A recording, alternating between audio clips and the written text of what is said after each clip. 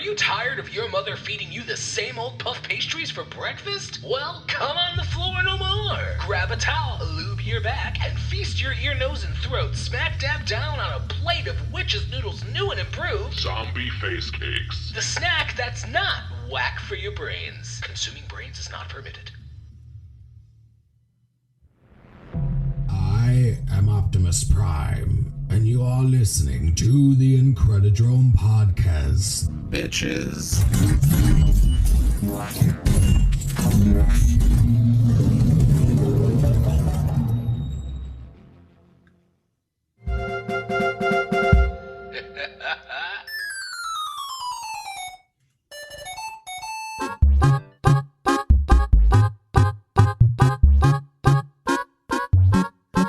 So I'm sitting in the theater, right? Watching the movie. The movie's over. The credits roll. And I just see people just starting to get up and leave the theater. I mean, seriously, people, if you are going to comic book movies these days, how do you not understand the assignment? There's always an end credit scene. And in the large majority of Marvel movies, they have 2 post-credit scenes, okay? So I'm sitting in the theater last night, my second showing of Spider-Man No Way Home, and I just literally cannot believe how many people get up as soon as the credits start and they just leave. I'm like, do you guys not understand the assignment at this point? I mean, seriously, you have to know. You have to know. We are how many movies deep now in the Marvel Cinematic Universe?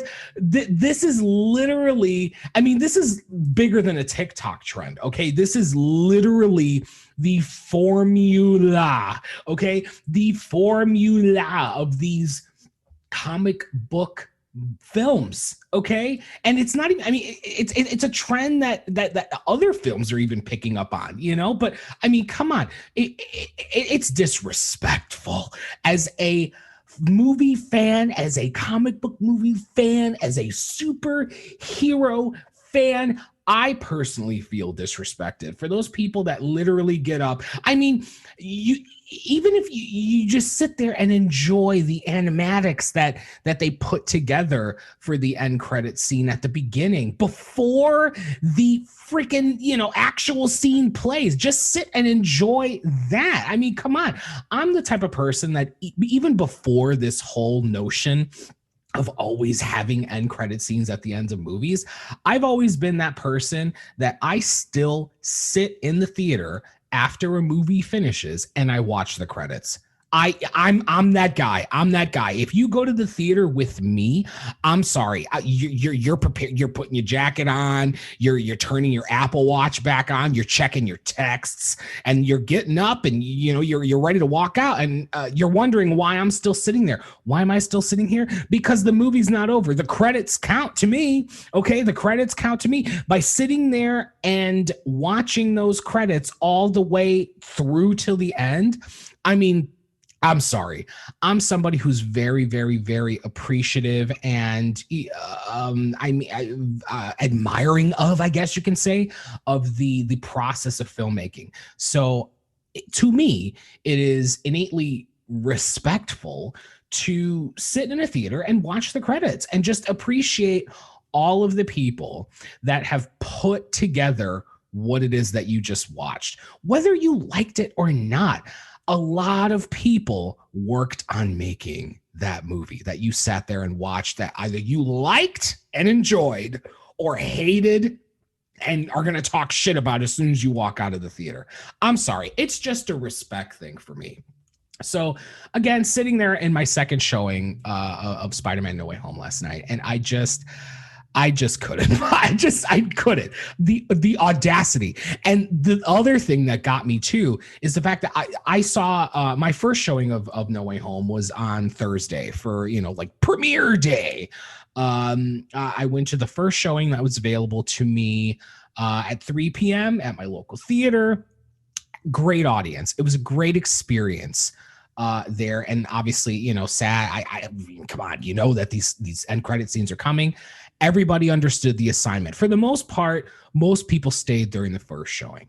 So I go again last night because I'm a huge film fan, right? I go to the theater very often, and I have no idea why I never thought before, but I got my AMC A-List membership to go see Spider-Man again because I want to go see it multiple times. And we also have the new Matrix Resurrections that's coming out on Wednesday. So I'm totally going to take advantage of my AMC A-List and go see that in IMAX. Cha-ching. So I'm sitting there and the people walk out, and it was so weird that even the staff, like the cleaning crew at the theater, didn't seem to understand the assignment because they're standing there and they're waiting for the rest of us to just get up and leave. And this one kid behind me was like, there's more, there's another scene. And then the lady was just like, oh, okay. And then she walks out. Seriously, this movie's been showing for 4 days at this point, because I went to a late night showing last night. So at this point, this movie's been playing for 4 days. Do you mean to tell me that you haven't worked these past 4 days? You didn't know that there was 2 fucking scenes that were coming? You didn't know that there was, this is awesome. Oh, by the way, the spoilers, okay? Spoilers. This is the spoiler talk. So if you came here and you haven't seen No Way Home, and you give a shit about having things spoiled for you, I have a non-spoiler review on my Zach Like Jack YouTube channel, okay? But this is spoilers. So, I mean, how did you not in 4 days know that there's a scene with Venom, KKK in Mexico, and then there's a whole ass fucking teaser trailer for the Multiverse of Madness as the second post-credit scene? How did you not know this? How are you trying to rush us out of the theater? And then, you have to have like this freaking 17-year-old kid to be like, oh no, there's another scene coming. And then she's like, oh, okay. And then she goes about her business and leaves, waiting, for us to just get the F out. Anyway, whatever. That's my minor gripe about my No Way Home audience last night, and the girl that was coming to clean the theater. Like, I get it, you guys have to do it in a very, very, very quick fashion. You have to get in and get out because you have to prepare for the next showing.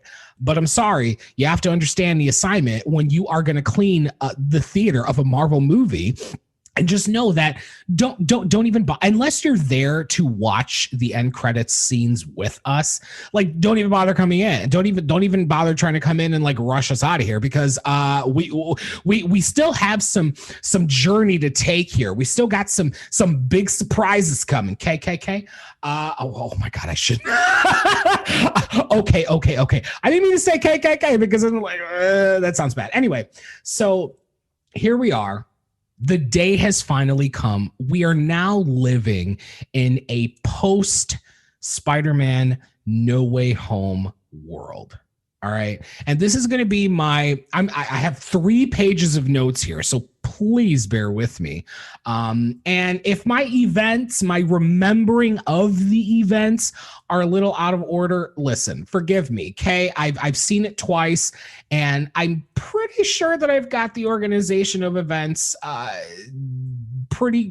remembered pretty well, but I'm pretty sure some other fellow nerd will tell me on the internet if I didn't remember it correctly. But here we go. We have No Way Home. No Way Home literally picks up right where Far From Home ended. The world knows who Spider-Man is. The world knows that Spider-Man is Peter Parker, because we have J. Jonah Jameson, as glorious as his cameo was in Far From Home, it continues to flourish in No Way Home. So you have the opening where Spider-Man is watching on, this Jumbotron in New York, as JJ's leaking Mysterio's video that was doctored, obviously, showing that Spider-Man was in fact responsible for the drone attacks that Mysterio set up in Far From Home, and then, thus supposedly, allegedly, killing Mysterio after the end of that video. So you have this cool scene. I really appreciated the scene where Peter sees, right? And he's just like, oh, fuck, well, he can't really swear, but that's another thing. There's like quite a few shits in this movie. Like they say shit like 4 times or something. I'm like, y'all really been dying to swear in a Spider-Man movie all these years. They're like, let us get it all out in this one movie. But anyway, so you have, Peter watching the video, and then you have MJ on the ground, who all of a sudden they're like, that's Spider-Man's girlfriend. Are you Spider-Man's girlfriend? And then Peter's like, oh shit. So he goes down to save MJ from this fucking crowd of goons that are just like fucking bombarding her. And there was this hilarious fucking funny moment where Spider-Man gets MJ and he's trying to swing off, and then this girl like goes to try to like unmask Peter, and then she kind of like, or he shoves her out of the way or whatever, and she's like, y'all saw Spider-Man hit me. I was dying at that moment. I was literally dying at that moment. I'm like, not this lady trying to accuse Spider-Man of hitting her. She was trying to come up on the come up. Let me tell you, she was just like, she was trying to catch a case that day. She was literally trying to catch a case that day. Y'all saw that. Y'all saw that Spider-Man hit me. Who you gonna hire to help you in that case? Matt Murdock? Sorry. He gonna come in later. He gonna come in later and he's gonna help Peter. KKK. Here we go with the KKK. I'm so sorry. Okay. So following the scene where Peter, swiftly takes MJ away, you really get a sense of what a world for Spider-Man looks like when everybody knows who he is and how it affects the people closest to him. You obviously later on find out how it negatively impacts Ned and MJ, about, them not getting accepted into MIT. You get, obviously Aunt May, who is the legal guardian of Peter Parker, and how, this government agency that they come in, they scoop up MJ, Ned, Aunt May, and Happy, and basically interrogate all of them. And Aunt May gets, accused of, child neglect, essentially, and how she's basically been, encouraging him to engage in, these criminal vigilante acts and stuff, questioning her parenting. And, it was really kind of fucked up, because at the one thing that I guess I get it, because of how salacious the Mysterio video looked. But did everybody just forget, that like Spider-Man is a part of the Avengers? Did we all just forget like how the events of Civil War happened and how it turned out that, the Avengers are heroes? Like, they're not just crazed vigilantes. Like, did everybody just forget? Did we all just forget that the reason why all of you are alive are because of the Avengers and freaking Spider-Man? Did we all just forget? Apparently they did. But anyway, so after the whole interrogation scene happens, Ned obviously is the first one to break, because Ned is just like, he's just so proud. He's like that proud best friend that you have that literally just, sings your praises and, really is proud to be by your side and just really be, really be known as the one who's been helping you out, I guess. It's like, I can see myself as that person. Like, I'm Ned. Like, there's in no world am I Spider-Man. In no world, okay?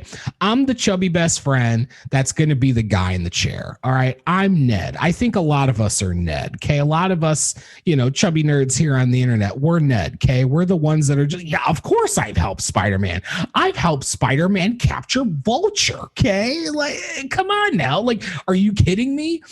So you essentially have this agent, who cons Ned into admitting to being involved in the planning, I guess, of the vigilante events.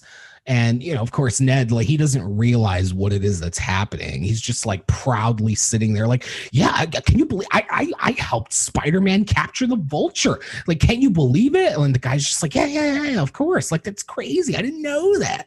And Ned's like, I'm the guy in the chair. And then the agent's like, yeah, all these guys that are with me, like, they're all the guys in the chair. Like, yeah, we need the guy in the chair. Yeah, he's just like, just getting him to talk, essentially, where you have MJ, who's just like, no, I'm not saying shit. MJ is keeping her lips sealed, even though they're trying to, threaten her with, like her father's past or whatever the fuck. And you have Aunt May like, y'all can't hold us here, okay? You have no grounds to hold us here, essentially holding us hostage. And then, that's when, obviously, May has the whole conversation, or not necessarily conversation, but the agent has the conversation with May about how, she's a neglectful parent and, she's basically been aiding and abetting this vigilantism and whatnot. So after the whole interrogation happens, May and Happy seek out legal counsel, because it's like you have to have some type of protection at this point that isn't Spider-Man, because this whole time Spider-Man has been everyone's protector, right? But apparently Spider-Man can't protect you from the law. So they seek out legal counsel, and this is where we have our big surprise moment. And I mean, obviously it's a surprise to a lot of people that aren't necessarily in like the nerd circle. Like, I'm somebody who watches a lot of, movie critic YouTubers and commentators. Like I watch people like John Campea and Christian Harloff, Mark Ellis. Like, I listen to the Rotten Tomatoes is Wrong podcast. So it's like, I'm very familiar with people that discuss these films, right? So for the people that aren't as deep into the nerddom as people like me are, you didn't see it coming, because for the longest time, we've all suspected that we were going to get a cameo from Matt Murdock, from literally Netflix's Daredevil. Let me just say, Daredevil on Netflix, I mean, I'm not saying anything that you probably haven't heard, or, that's not so out of left field, but that fucking show is so good and literally did Daredevil such a justice. And it's not, it's not that I hate Ben Affleck's Daredevil. I don't hate it, but in retrospect, after we've sat with it for some years now, it's not the best. Is it the worst? Absolutely not. But it's not the best. But Netflix's Daredevil show really deep dove into the world of Daredevil and the people that, surround him, and really explored a lot of aspects of the character of Matt Murdock that you really honestly can't. I mean, I guess you can do it in a movie, but it's just not something that was done to the best of its ability in, the era of Ben Affleck, being Daredevil, and was it Jennifer Garner? She played Elektra, and then, we got, her solo Elektra movie, which, we're not here to talk about that. Thank God. So anyway, they seek out legal counsel, and shocker, it's fucking Matt Murdock. And, we don't get to see Daredevil, in full costume in the movie, which is totally fine. I really didn't think that was going to happen, but anything's possible, right? Like in a pre No Way Home world, when we're all just waiting and anticipating and building up, our excitement for the movie to come out, anything was possible at that point. So now that the movie's out, we see, okay, it's Matt Murdock. It's not Daredevil. It's Matt Murdock. He doesn't reveal his identity or his, alter ego to them. But there's a really cool moment while they're, in conversation, and, Matt Murdock is, essentially giving his counsel, and Actually, I forgot to mention. So earlier, it's established that since everybody knows that Peter Parker is Spider-Man, they all know where he lives conveniently. Super writing convenience there. The whole fucking city of New York knows where Peter Parker lives. So, I guess it's not that far-fetched. Like in a world where we, live for all these people exposing others on TikTok and stuff, I guess it's not so out of the realm of suspension of disbelief that people would quickly find out where Peter lives.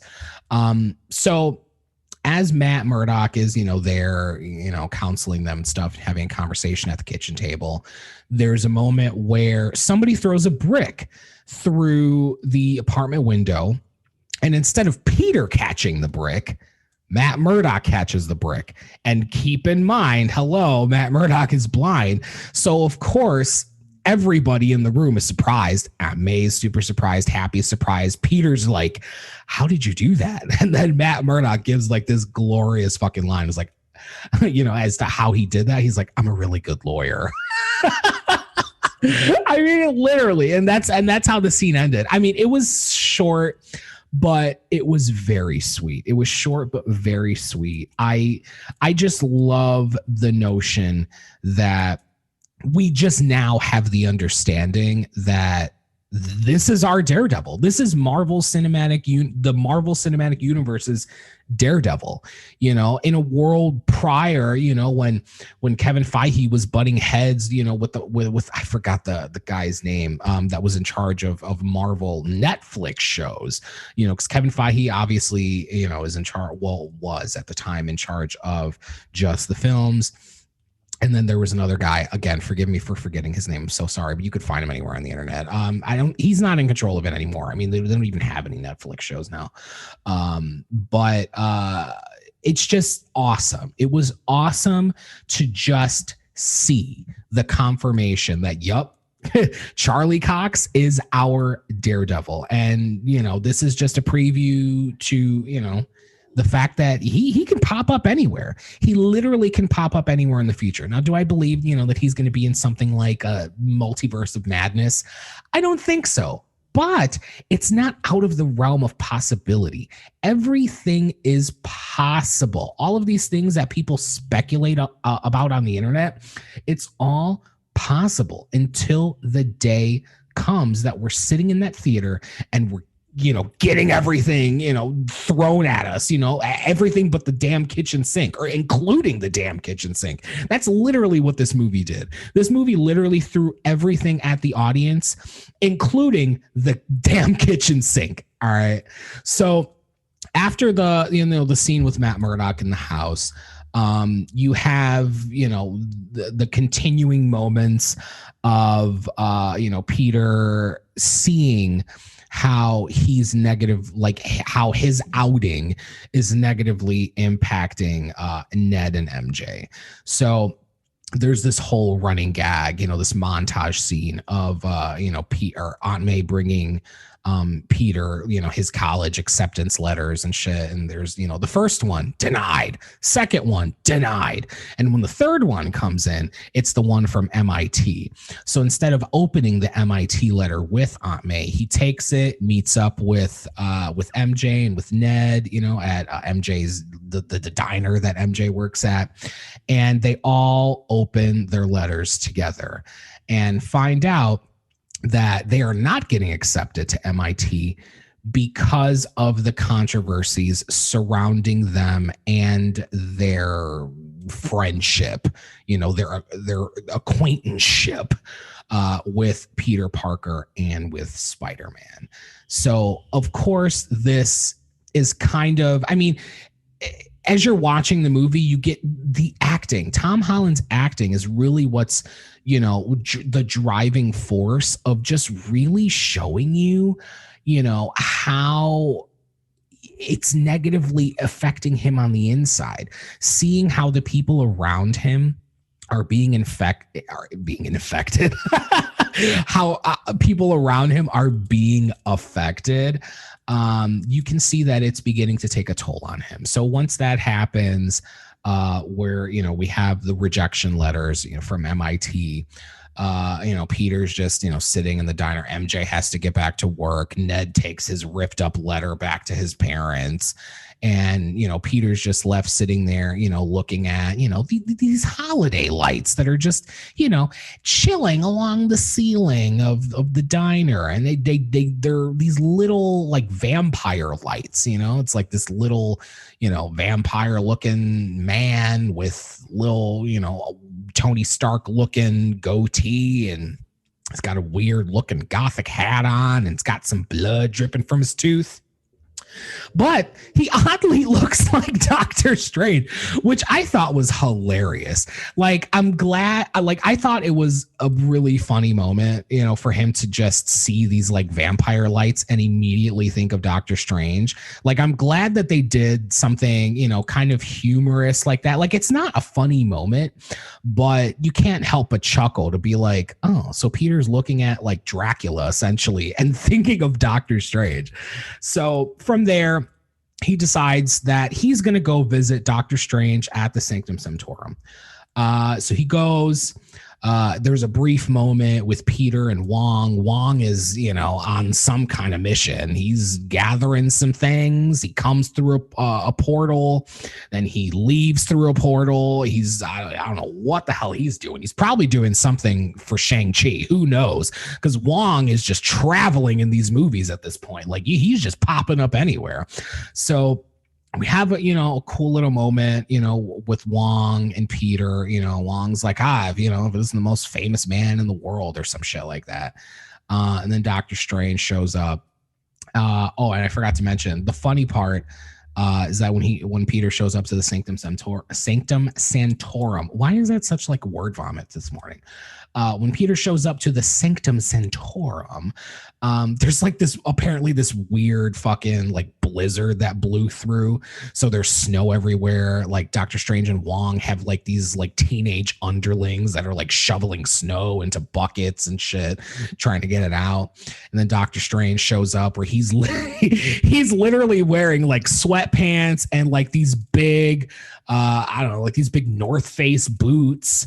And he's got like he doesn't have a scarf, but he's got like a hoodie. And then, you know, he's in his whole, you know, Doctor Strange slick hair with like, you know, the gray strip on the side, you know, got that perfect fucking goatee, to which I have to say, there's a really subtle joke later on in the movie that nobody in my 2 screenings that I've been to so far picked up on. And it was, it's when MJ's in the basement, like when they're in their, you know, little fucking hub that Doctor Strange allows them to work in the basement of the Sanctum Sanctorum. MJ finds like a Just for Men like beard color or goatee color. I hollered in the fucking theater, and like it was just so funny because like me and maybe 2 other people picked up on it, because I've always looked at Benedict Cumberbatch as Doctor Strange and always like kind of just like, oh, you know, his goatee's like it's really dark, you know, like his hair is really dark. So I just thought it was so fucking funny that they include a joke that like Doctor Strange apparently colors his fucking facial hair and all, you know, I guess, you know, like the hair on his head, except for the gray strip. Like, now it just makes it seem like the gray strip on, you know, Doctor Strange's like sideburn or whatever is intentional. Like, do you intentionally like gray that out? Like, does he have like any other color just chilling down there so he can just slick the gray on and then colors everything else black? I thought that was a hilarious, you know, small joke that not a lot of people pick up on, but I thought it was great. So Peter basically goes to Doctor Strange to plead his case. Like, hey, so my world is kind of ending right now. Everybody hates me. The people around me are like, their lives are so negatively affected by Mysterio outing my identity. And I figured that you were the perfect person to come to help change that via magic. And Doctor Strange is like, yeah, in a perfect world, like I would be able to do that, but I don't have the time stone anymore. Like, did we forget the events of Endgame and how the Thanos destroyed the stones? Like, I don't have the time stone anymore. So then he gets, this idea from Wong that there's this certain spell that he can cast that essentially will wipe the memory of Peter Parker from everyone across the entire world, including Strange himself. Like, nobody will literally remember that Peter Parker is Spider-Man. And apparently, see, that's another thing. Like, I'll get more into it later, but it's like, it wasn't really explained. Like, it just seems like Peter Parker was like legitimately forgotten by everybody. Like, nobody knew who Peter Parker was, period, at the end of the movie. It's not just that Peter Parker, or it's not just that people, would forget that Peter Parker was Spider-Man. It literally becomes that nobody knows Peter Parker. Peter Parker is literally this teenage kid that, is going to live the remainder, well, I guess not the remainder of his life, but, the ending of the film. He's just going to be on his own. He's literally a kid that is on his own. He has no more Aunt May, he doesn't have any Happy. He doesn't have the Avengers. Like, it's just him, But anyway, I'm jumping ahead of myself, as I do routinely. So Doctor Strange agrees to help Peter. Wong is just like warning him, like, hey, there can be some serious repercussions to this shit. And Doctor Strange is like, I got it. So Wong's like, okay, just keep me out of it. And then, Wong disappears into a portal and, goes, he travels into whatever the next movie is that he's going to show up in. I mean, obviously it's going to be, the Multiverse of Madness, but whatever it is that he's doing something. So Strange takes Peter into, the belly of the Sanctum Sanctorum and begins to cast the spell. And in creating the spell, Peter is realizing that, oh shit, this spell is going to mean that nobody's going to know who I am. Like, literally. So, my girlfriend's not going to know who I am. Like, my best friend's not going to know who I am. My aunt is not going to know who I am. Like, Doctor Strange, like, you're not going to know who I am. Like, no, can't we just alter this thing to where, like, the people that are closest to me still know who I am, but the rest of the world forgets? So in that, like, essentially with Peter's blabbering mouth, he's tampering with the spell, and he changes Doctor Strange's spell like 5 times. Okay. And in doing so, the spell erupts. Strange contains the spell in this, weird looking cube device. Strange thinks that he contains the spell in his little device. But now, the events to follow, we begin to find out that, the spell is contained temporarily, but in that brief moment where, Peter changed it, in continuing to disrupt Strange as he's casting it, some peoples and some things slip through into their reality from their prospective universes. And then, there's this funny moment where after that happens and the spell is contained, Doctor Strange kind of like flips out on Peter because, Peter essentially reveals that before he went to Strange to do all of this, he didn't think to plead his case with, advisors from MIT, to kind of be like, hey, just go and talk to them, essentially, like have a conversation, like, dot all your I's and cross all your T's and make sure that you've done everything possible, before coming to me to literally cast this world altering fucking spell that, you know, that's going to benefit you and the people around you. Like, the thing about it is, like, I love this movie. I love everything about this movie, but there is a part of me that's just like, Peter's kind of selfish. Like, I get it that, you know, he wants to do all of this for them, right? But it is also kind of like, it is a little sloppy, but what clears that up for me, at least a little bit, is when Doctor Strange tells him, you know, I keep forgetting, you know, like in all that we've been through, I keep forgetting that you're just a kid. So that's kind of, you know, I mean, it's a convenient way to write it off. But at the end of the day, it's like, I mean, come on, if you were, you know, a 15-year-old kid who, you know, had fucking superpowers, you know, super strength, and, you know, you're smart enough to create your own fucking webbage, and you can swing your way around New York, you can go to space and fight aliens, and, you know, literally prevent the world from succumbing to the destruction of these, you know, fucking mind-numbing villains that just keep coming your way. Like, I mean, if you were a kid, you know, I how would you handle it? You know what I mean? You'd probably handle it the same, if not worse, you know, because, you know, Peter's obviously written, you know, as, you know, to being a pretty, you know, intelligent, you know, high school kid, who's obviously, you know, able to fucking apply and go to MIT. Like, I mean, come on, you know, Peter Parker's obviously a very intelligent kid. Ned, obviously very intelligent.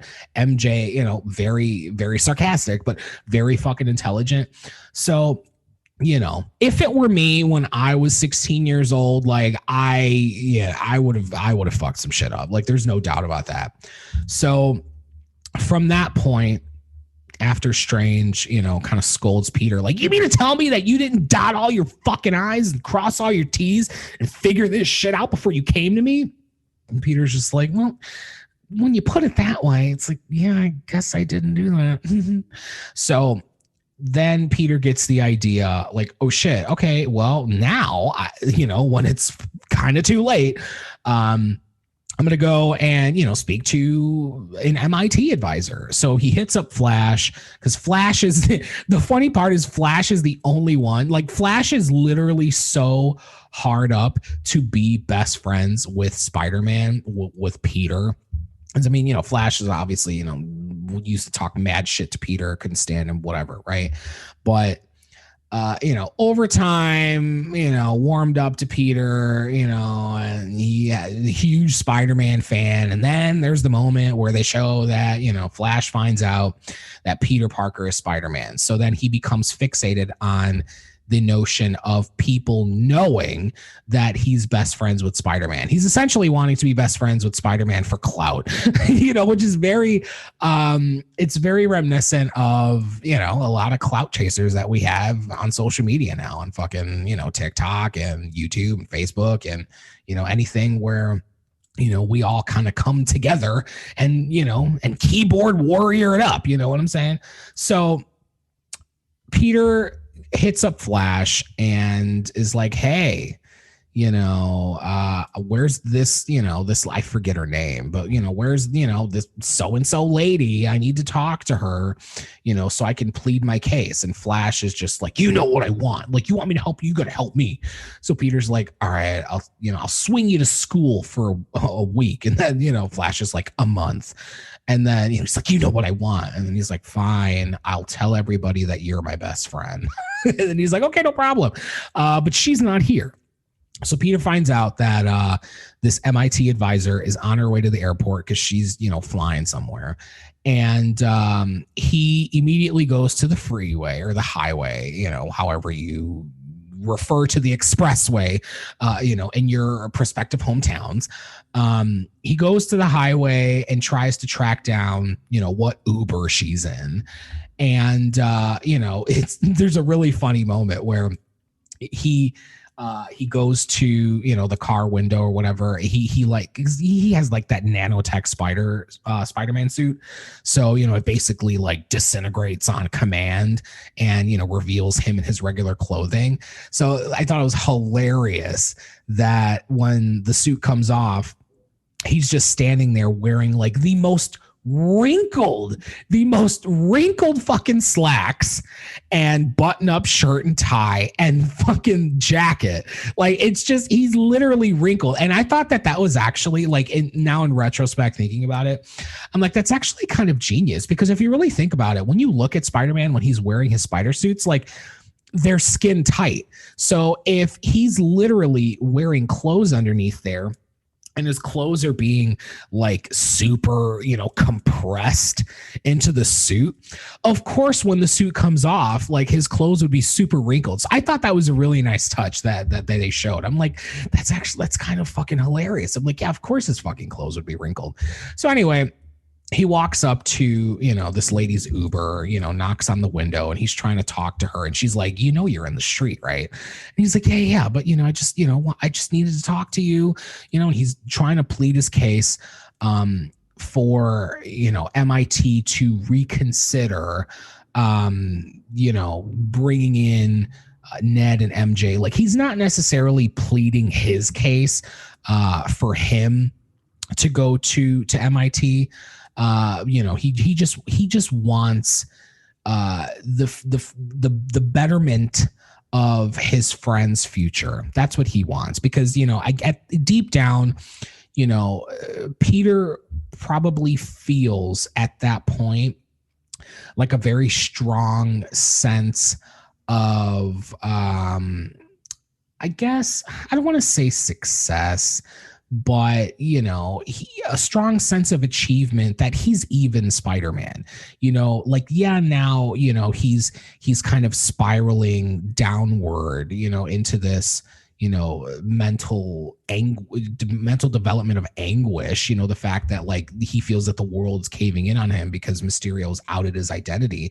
But in all that, his prime focus is to make sure that he's not responsible for the future of his friends and family's downfall. Like, he wants to correct their paths at the, at the, what's the word I'm looking for? Like, at the, I don't know, like, that just benefit them and not him. I'm trying to find all the words and things. So as he's talking to her, then you start to see people running, Peter tingle, the spider sense starts to go off. And then you have this absolutely glorious highway fight between, surprise, it's in the trailer, this glorious fight scene between Doc Ock and Spider-Man. And surprise, it's Alfred fucking Molina, who literally looks like he stepped out of Spider-Man 2. Like, I mean, I know they use apparently like some de-aging technology on his face and stuff, but I honestly didn't notice. Like, I was seeing some people in reviews who were like, oh yeah, I totally noticed. And I'm like, really? Did you? Like, did you really notice? Like, I haven't seen like a recent picture. Like, I haven't watched like any recent interviews of Alfred Molina or anything, like, to know like, what he looks like now. But I can't imagine that it's like drastically different. Like, he's a totally different person than he is in, No Way Home. It's like, did you really notice it? Because I honestly didn't, because I was sitting pretty, close to the screen. Like, I have a really awesome Dolby theater near my house that I, go see these huge movies at. So it's a pretty fucking big screen. The projection it's high quality. So it's, you're really watching a high quality version of this movie. So it's like, I didn't notice it. I thought Alfred Molina looked fucking great. And, if you had told me that, well, I mean, I obviously, I've seen people talk about it, but like, I just didn't notice it. So the fight's awesome.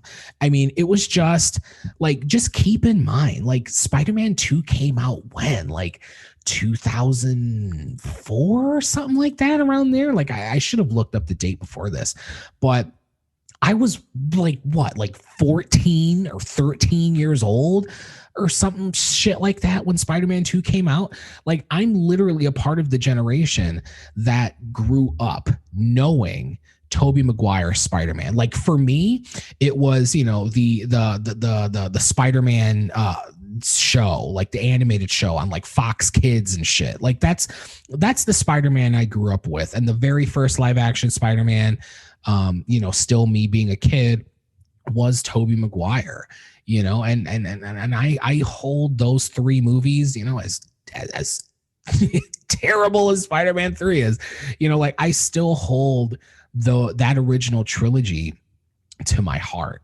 And Spider-Man 2, you know, is one of mine and one of a lot of people's favorite comic book movie, and specifically because of the dynamic between Peter Parker and Spider-Man, and Otto Octavius, you know, who becomes Doc Ock, you know, this, you know, ferocious, angry, you know, fucking six-armed man who, you know, is grieving the loss of his wife and his livelihood through violence and revenge, and wanting to, you know, take down the world that he felt that wronged him. So it was really, really, really awesome seeing him come back and just seeing, you know, the awesome highway fight happen. And, you know, obviously, you know, Peter has, you know, his nifty little, you know, spider suit that he wears, like this iron spider suit, and, you know, it has its own spider arms. So there's this really funny moment where, you know, Speeder Parker. Oh my God, Speeder. There's this really awesome moment where Peter, you know, ejects the arms, and Doc Ock looks at him, and then he like talks to his arms, and he's like, looks like we got competition. I fucking died. Like, this is awesome. Like, this is so, like, this is the shit. Like, that moment is the shit that I live for when I go to see these movies. Like Peter Parker has now become a Spider-Man that, I mean, he's always been able to go toe-to-toe with Doc Ock, but to be able to go toe-to-toe with Doc Ock while also having his own, you know, fucking animatronic arms and shit, like, it was awesome to see. So this entire fight is happening while the MIT advisor is trapped in her fucking Uber, because the Uber driver fucking ditches her. And apparently, like, the vehicle that he's driving around is like equivalent to a cop car that he can just lock her in the back seat and can't get out. Like, that was another thing that was like super convenient to me, because even if you're sitting in the back and you have like the child safety lock on the door or some shit like that, like, my first thing would, if not to climb to the front seat to get out of the fucking car, if not that, I'm fucking breaking a window. Like, I'm getting out. Like, I'm not buckling myself in and just preparing myself for the worst. Like, I'm getting the fuck out of here. Okay. You know, fucking Spider-Man and that octopus dude are like fighting over there by the fucking highway sign and shit. While they're over there, you know, handling theirs, I'm getting the fuck out of this fucking SUV. So, I mean, you know, like, again, it's a movie, you know, you have to suspend some level of disbelief, you know, when you go into a theater and, you know, you're watching a movie like this. So I forgave it, right? So she's trapped in this fucking Uber, and you know, as the fight's happening, she's yelling, Peter, help! You know, she's trying to get his attention to come and, you know, get her out of the fucking car. And, you know, he's like trying to get to her, you know, Doc Ock's getting in his way. He's fighting him off. Then he's, you know, trying to pursue her. Then he's fighting him off. Then he's trying to, you know, get back to pursuing her. And then while this is happening, you know, the destruction of it all is like pushing, you know, the SUV like off the freeway. And she's literally going to fucking, she's literally going to plummet to this train track, you know, down below. Like, she's going to fucking die, right? So Peter manages to get to her as, you know, the car is about to barrel over the edge. You know, it falls. She buckles herself in before, you know, the car, you know, hits free fall. So that way she isn't like, you know, plumb or, the force of it all, like, isn't like bringing her, you know, any other which way and, you know, inside.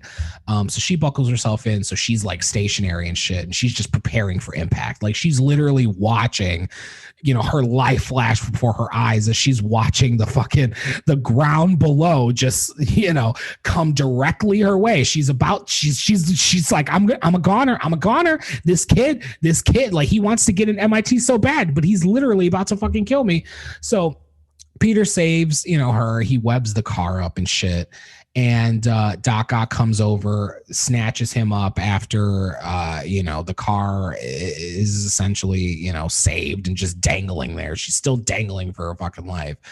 And then there's this really cool moment that I'm also really glad that they included. That, you know, Doc Ock, he wrangles up Peter, and, you know, it's the moment where, you know, Doc Ock's like, he's gonna fucking kill Spider-Man. And when his arm, goes to fucking impale Peter, then there's this cool moment where pedos, oh my god, I can't. There's speeder and there's pedos. Like what is this? You know what, let me take a sip of my coffee. Apparently I didn't drink enough coffee this morning before recording this. So there's this really cool moment where Peter's nanotech suit, I guess Doc Ock's arms, no, I guess it would be the other way. Like you think that Doc Ock's arms absorb the nanotechnology from Peter's suit. You think it for a split second, you know, his arms start to change color and it kind of, you know, looks like Iron Man's colors and shit like that. But you then find out that it's actually Peter's suit, you know, kind of, it's blending itself with the technology and essentially giving Peter the ability to control Doc Ock's arms. So Peter manipulates, Doc Ock's arms to, you know, bring him back up to the top of the freeway and to, you know, grab the car with the lady and, you know, bring her up to safety. And then there's, you know, a cute little moment where she's just like, you're a hero. I'm definitely, you know, going to, you know, plead your case to MIT for you and your friends. You know, and he's just like, you know, this isn't about me. He's like, this is about them. And she's like, I am going to plead your case. Like, she's very persistent that she's not only going to plead their case, but she's going to plead his case as well because, you know, he saved her life. So from there, you know, Peter's trying to talk to Doc Ock, and then we have another big moment where you see a pumpkin bomb that just dink, dink, dink, dink, dink along the freeway, and ooh, here comes fucking Green Goblin, bitch. Fucking Willem Dafoe's Green.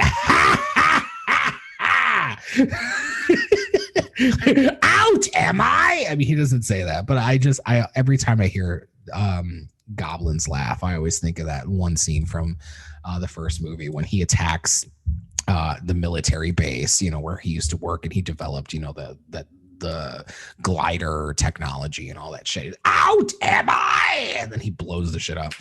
Anyway, so Goblin comes and he's blowing up the fucking freeway with his pumpkin bombs. And just before there's about to be another fight, Strange, you know, fucking portals fucking Peter and Doc Ock to, again, the bellows of the fucking Sanctum Sanctorum, and has Doc Ock trapped in, you know, this weird, you know, bewitched chamber, you know, to where he can't go anywhere. So Doctor Strange at that point, basically, he enhances Peter's suit technology. Like, well, not necessarily his. Well, I guess yeah. Like, it really is. He enhances his suit. He like bewitches the fucking Spider-Man suit, and his web shooter, so that way, you know, when he goes to shoot his web at you know, any of these villains, you know, it'll transport them from where they're standing to one of the bewitched chambers in the Sanctum Sanctorum. And in doing that, you know, now Peter has a new suit. He's got like a black Spider-Man suit that has, you know, these weird, you know, like gold trim, you know, these weird gold trim on it, you know, that's kind of like resembling like the golden spells and shit that you see Doctor Strange casting. It's a really cool suit, really fucking cool suit. So at that point, you know, Strange is just like, hey, here you go. I'm setting you up. You bring them here one by one. You know, you shoot them, teleport them back here, get to fucking work. You know, as he so hilariously tells, you know, actually, you know, after this scene, you know, Peter's like, okay, well, if I'm going to do this, I'm going to need some help. So then he brings in, you know, MJ and Ned, you know, to the Sanctum Sanctorum. And, you know, Doctor Strange is like, I need y'all to Scooby-Doo this shit. Like, Scooby-Doo the fuck out of this shit and wrangle up these, you know, villains, you meddling children. Y'all got, you know, all of us into this. So now y'all MFers are going to get us out of it.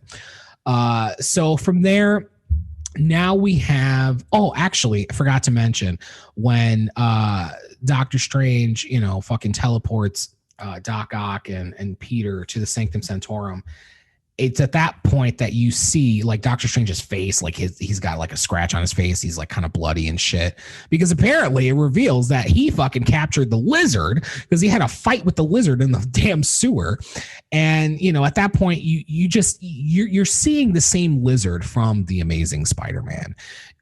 He's not yet revealing that he can actually speak. So, you know, when I first was watching the movie, because see, this is the thing, like when I was going into this movie, I obviously knew, okay, you know, this is Alfred Molina playing Doc Ock. This is Jamie Foxx playing Electro, and they have Sandman. They're just showing this, you know, sand creature. So you didn't know if it was going to be Sandman from Spider-Man 3. Like, you knew, I mean, let me say it this way. Like, you knew it was Sandman from Spider-Man 3, but specifically, you didn't know if it was Thomas Hayden Church from Spider-Man 3. You didn't know if it was the same actor. Just like when you see Lizard, when you're watching Lizard in the trailers and shit, you know that it's Lizard, but you don't know that it's the same actor from The Amazing Spider-Man. So, you know, at that point, you see the lizard, you see it's the same lizard, but we were still at that point unsure of like, okay, yeah, that's the same lizard, but you know, is he really the same? You know what I mean? So from there, you know, Peter goes and he's like in, you know, this field or whatever that has all these power lines and shit. And this is where he comes across Electro. Electro shows himself. And at first you see him when he's blue. And this moment, like, as much as I really enjoy from a suspension of disbelief, you know, fun time, I guess. Like, I enjoy The Amazing Spider-Man 2. I sit and I watch it. I enjoy it. Is it a great movie? No. Do I like how they handled Electro in that movie? Not totally. Like, it's not horrible, but I do think that it was a little overwhelming. Like, I think the soundtrack of that movie is a little overwhelming. I mean, I liked the concept that they had developed, that the music was supposed to, like, it was this weird, like, existential thing that was supposed to be like the music that you're experiencing, you know, whenever you saw Electro in The Amazing Spider-Man 2. Like, it was supposed to be like a version of his thoughts. Like, you're hearing his thoughts that are integrated into the music. And, you know, it was like the song, it was like a lot of strings, like, you know, it was like supposed to be, you know, I guess reminiscent of electricity. Okay. So I didn't totally enjoy the overwhelming nature of the soundtrack in The Amazing Spider-Man 2, but I have to say, when Electro shows up in No Way Home and they have that brief moment where, you know, he's still blue and he's, you know, about to shoot his electricity at Peter, and then they play his fucking theme from The Amazing Spider-Man 2, was like, nah, nah, nah, nah. And I was just like, I see what you did there. I see what you did there, and I'm fucking here for it. It was literally at that moment where I was like, oh, okay, all right. So, I mean, I already felt like this was going to be like a very fan servicey type of movie, but I don't know. It was just something about that moment. Just for a quick little second, just playing that small portion of Electro's theme. I thought it was great. So then right after that, you know, Sandman fucking shows up out of nowhere. And then it's the moment. This was the moment where I was like, oh shit, like we're really fucking going there. Like John Watts and the writers and fucking Kevin Feige and Sony, like everybody's literally going there. And you reveal that Sandman is fucking Thomas Hayden Church from Spider-Man 3. But the thing, and here's one of my gripes. This is one of my gripes about, because in my non-spoiler review, I talked about how, you know, everybody is running on the highest of fucking cylinders, right? This entire movie, everybody is literally top notch. But the two aspects of the movie that I least enjoyed were the portrayals of the Lizard and of Sandman. So when Sandman first shows up, and you know, he stays in sand form the entire fucking movie. That was literally one of my gripes, because I'm like, here we have, you know, Jamie Foxx. Like, I mean, it could have been like a COVID thing, you know, maybe like they're working within their constraints and stuff. So it's like, it could have been, you know, that literally they just couldn't get Thomas Hayden Church to really be in the movie, but just lend a voice, because, you know, in a COVID, you know, world or a pandemic world, in the current times we're in, it's like, you know, that was the easiest thing that they were able to do, but still include him and make sure that it is him and they're not just, you know, choosing some other actor. So we find out it's fucking Thomas Hayden Church. So Sandman helps Peter essentially gather Electro, and you know, Peter teleports Electro back to the Sanctum Sanctorum. And in doing that, now Sandman is just like, what did you do to him? You know, and then he starts to get weary of it, because if you remember, by the end of Spider-Man 3 in Tobey's, you know, or in Sam Raimi's Spider-Man trilogy, by the end of Spider-Man 3, you really see that, you know, Flint Marko, or Sandman, like, he's not a bad guy. He's just a dude who just fell into some bad shit because all he wanted to do was, you know, take care of his, you know, his family and his daughter in particular. You know, like, I forgot exactly, like, I haven't seen Spider-Man 3 in a long time, but I don't know if she was sick. I think she was sick or something, or like there was something that required a lot of money for medical attention, if I'm remembering that correctly. So, you know, he robbed, it was revealed that he was the one that robbed the event promoter from fucking Spider-Man 1, you know, that Peter runs into in the hallway. And then, you know, the guy's like, thanks, you know, because he basically, you know, didn't stop him from stealing the money, because the dude that the money was stolen from, you know, he treated Peter dirty. Like, Peter won the wrestling match against fucking Macho Man Randy Savage, and he wasn't paid the amount of money that was promised to him because, you know, he beat him quicker than they anticipated. So you find out, you know, that then that guy, you know, supposedly killed Uncle Ben, and then, you know, you have Spider-Man 2, and then in Spider-Man 3, you find out, oh, actually, conveniently, Flint Marko was the one that was the brains of the operation. He was working in tandem with this dude who Tobey thought shot Uncle Ben. And then you find out actually it was Flint Marko that shot Uncle Ben. And, there's that whole moment where Toby's Peter, forgives him. And, Sandman, lingers into the winds. And then that's it. You don't see him anymore until now. So that at the end of the day, like deep down in his heart, Sandman is a good dude. I mean, in this universe, in this iteration of the story of these stories. So he helps again, them gather up fucking Electro, and then he now becomes suspicious of Peter, of Spider-Man. He doesn't know this Peter, because that was the other thing, because Peter's like, yes, I'm Peter, but I'm not your Peter. You're from a different universe. And he's like, what the fuck? So it's like everybody's just so confused as to what the hell's going on. So they gather up at the Sanctum Sanctorum. Fucking Sandman is locked in his chamber. And let me look at my notes. Okay. So then, everybody's locked up, right? So the gang obviously now are setting sights on finding Green Goblin. And Ned, finds on the internet that, there were some sightings of, this monster flying in the air, right? So after that, then we have this now. I mean, it's not an introductory to Green Goblin, because we already had that on the freeway, but we are now introduced to confirmation, even though we already knew, but like Willem Dafoe, like he's literally in this movie.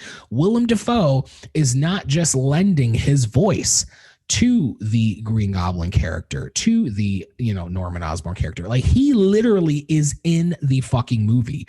And, there's a scene with him in an alley. He's hiding his glider. He's Norman. He's Norman Osborn. He's not Green Goblin at this moment. He has the Green Goblin helmet, just kind of chilling on a dumpster. And, Goblin starts, bitching at him and shit, just talking down to him, how he's worthless and whatever. And Osborn essentially destroys the mask. And he runs off into the distance, and we find out by a phone call from Aunt May to Peter that Norman Osborn is seeking out Peter Parker for help, because he wants to find out essentially what the fuck is going on. And since he knows that Peter Parker is Spider-Man, he knows that, Spider-Man can help me in some way, help rid me of this, fucking this chaos that's happening within me. So Peter goes to where Aunt May works, or she volunteers. I guess I forgot. It's like a I don't want to say it's like a soup kitchen. I mean, but it kind of was. Peter goes there, and there's this moment where if you are not convinced, I mean, if you are a person in this world that's not convinced that Willem Dafoe is a great fucking actor, like Willem Dafoe, like he is literally, I mean, everybody again running on all cylinders, but Willem Dafoe to me is the epitome of a man who understands the assignment. Willem Dafoe understands the complex nature of Norman Osborn and of, the torment, like the inner turmoil that this character feels regarding the chaos that's happening within him, the Goblin. It's just like he is trying to express to them that, like I can't control it, that he takes over, and I don't know what's happening. I can't do anything about it.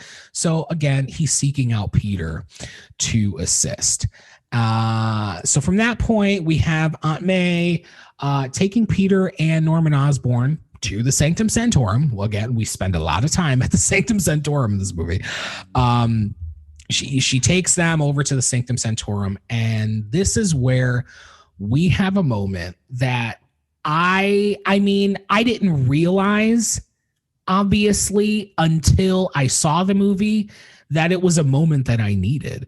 We have a moment where Norman Osborn and Otto Octavius see each other and have a conversation. We literally have the Green Goblin and Doc Ock having just a casual conversation, because, you know, Otto Octavius is just like, you're dead, you know, because the whole time earlier, like, he's telling Peter and Ned and MJ, like, you know, because Peter's like, you know him, don't you?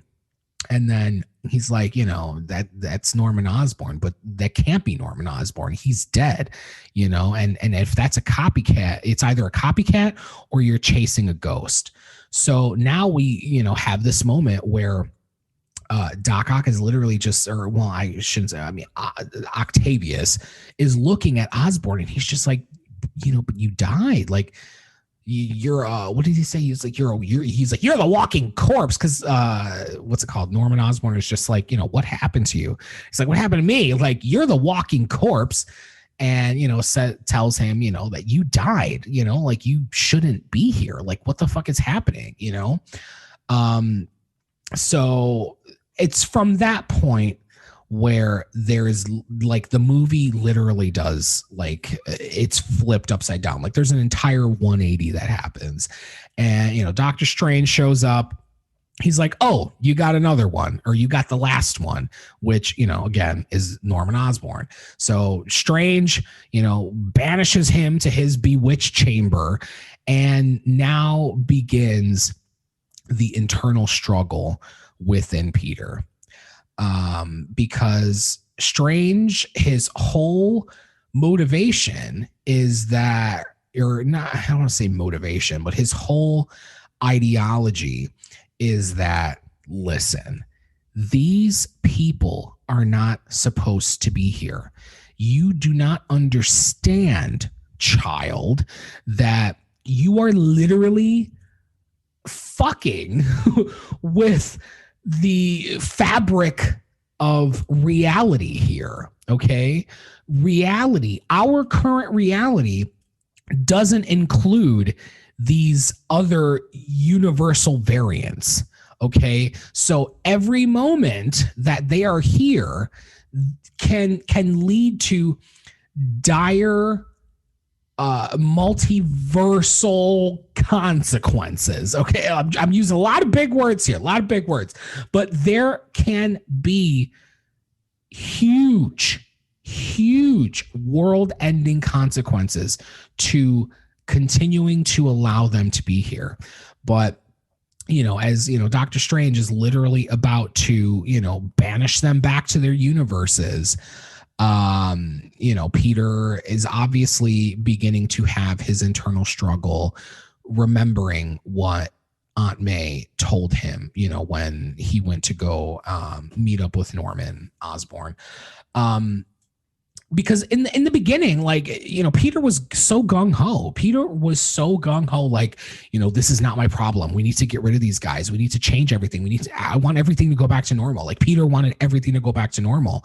But in, you know, his speaking to them and realizing, like, these are real people, and then finding out, you know, that the large majority of them, like, everybody except Sandman, you know, the Lizard, Doc Ock, and the Green Goblin have all died. I mean, I don't want to say at the hands of Spider-Man, because it's not necessarily at the hands of Spider-Man, but, you know, Spider-Man is essentially responsible for them dying. So, you know, why Sandman was there, who knows, whatever. But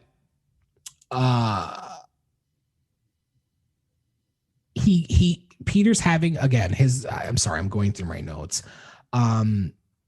Peter begins to now question the humanity within Doctor Strange. He's like, you know, we can't just let them go back to die. And then Doctor Strange is like, kid, it's their fate.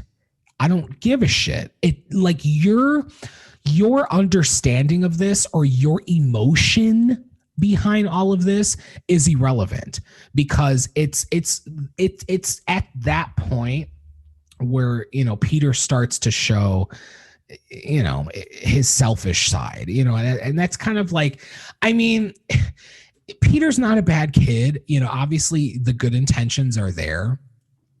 But one point that I did see brought up on the internet after I watched the movie, as a matter of fact, it was John Campea that I was watching that brought this up when he was doing his spoiler talk yesterday.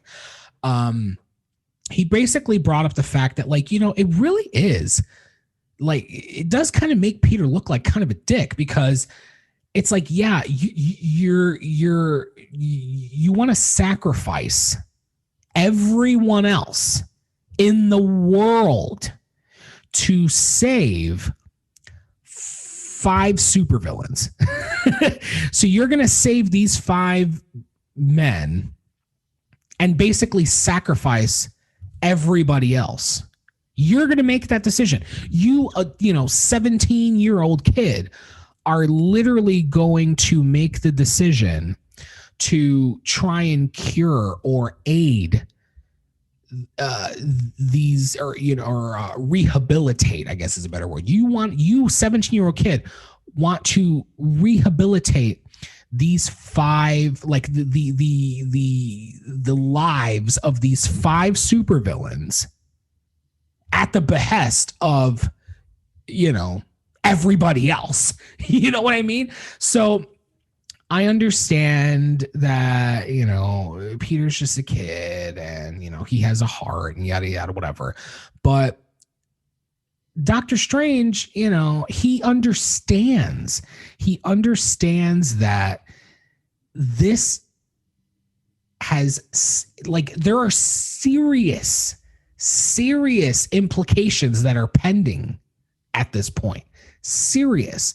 And I didn't agree. I mean, I guess that's what it comes down to. I didn't agree with Peter's logic behind it, because it's just like, yeah, dude, like, fuck it. Like, you don't owe these supervillains anything. You don't owe them anything. Like, their fate is already set in stone. You can't change that. You've already tried. You've already tried to change fate by fucking with Strange's spell. And we saw how that went. So now you want to further the damage and just destroy the fucking universe before the Celestials can come in and do it? Like, I mean, come on.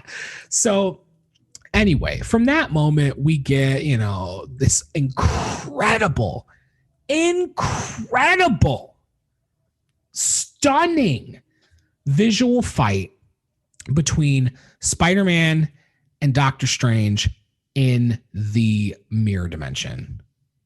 I mean, it literally, like, my favorite part of Spider-Man No Way Home was the visuals in when Mysterio was creating, you know, his illusions and shit like that, when him and Spider-Man were fighting in, like, the warehouse or whatever the fuck. All of the illusions that Mysterio was creating to, you know, trick Peter, and then, you know, was basically forcing Peter to learn that in order to combat the illusions, he needed to hone in on his spider sense. All of the illusions that they were showing that were literally ripped from fucking incredible comic book strips, that was literally my favorite part of Far From Home. And they have a similar sequence again in this movie, where Doctor Strange and Peter are literally fighting in the mirror dimension. And it is just, I mean, it's like, it's Inception, but so much better. Like, Inception is an entire movie of showing, like, this crazed mirror dimension, right? But I loved it. I loved it so much. I didn't like that Spider-Man is fucking fighting Doctor Strange for selfish reasons. but the visual of it was incredible. Anyway, moving on. I'm like, I can nerd out about that fucking scene for like fucking 20-30 minutes, but I'm not. So from there, Peter, bests Doctor Strange as Peter learns that the mirror dimension is essentially a figment of geometry, essentially. So Peter, being, the mathematical genius that he is, apparently, solves the equation and fucking manages to trap Strange in the mirror dimension. He takes his sling ring from him and takes the little cube device that's compartmentalizing the spell. And he goes back to, the Sanctum Sanctorum. And, you find out later that, he leaves Strange dangling over the Grand Canyon. Because he has a moment where he's just, I've been dangling over the Grand Canyon for 12 hours. It's fucking hilarious. But anyway, so Peter goes back and essentially, talks to Ned and MJ and the villains like, hey, what if we can change this? What if we can come together and we can figure out how to prevent you from dying, when you go back? Which, as I was watching the movie, I was in the moment, I was there for it. I'm like, okay, maybe he can do it. But then now in retrospect, having seen the movie, I'm just like, how could you have changed that? Like, how could you have, what could you have possibly done in curing these, villains that would have altered their fate? Because if you think about it, if you're ripping these men from specific moments, that happened prior, to their deaths or whatever, taking out Sandman. Like, Sandman's not a part of the equation in the whole death thing. But with the other four, if you're literally, you see that you find out that you're ripping them right from their prospective moments. Like Doc Ock, he talks about how, he was fighting Spider-Man. Spider-Man was coming to shut down, the power of the sun in the palm of my hand. He was obviously going to foil him and shit. And in the moment in Spider-Man 2, when Doc Ock is literally, fucking choking the life out of Peter, it's revealed in No Way Home that that's the last thing he remembered. The last thing he remembered is when he was about to kill Spider-Man. And then, obviously, if you've seen Spider-Man 2, that there's the moment, where, Peter essentially fucking talks him out of it and then convinces him to, obviously to destroy the fucking sun, this giant fucking crazed thing that he's created and, offshore or whatever in New York. You find out that he's literally ripped from that moment. And it's not necessarily established where Green Goblin was pulled from, but you can only assume, because then they brought up with Electro. Electro's talking about how I was in the power grid, I was absorbing all this energy, and then he doesn't remember what happened, because he's remembering the final moments or the final fight or whatever in the Amazing Spider-Man 2, just before the Harry Osborn and his whole fucking maniacal Green Goblin getup comes, and then they have the tragic Gwen Stacy death scene. Like, Electro only remembers up until the point where he was absorbing himself into the grid. So from that point, you can only assume that, okay, so then Goblin had to have been pulled, just from before the moment that, he was impaled by his glider. And you have to assume that the Lizard was pulled right from the moment right before Peter cured him and shit, with the antidote and whatever, and then saved the city and turned all the lizard people back into people and things of that nature. So you have to just assume even though I don't like assuming things, but you have to assume that they established in, you know, those two examples of Otto Octavius and of Electro, that they were pulled from the moments before their death, right? So, hold on, let me go through my notes here.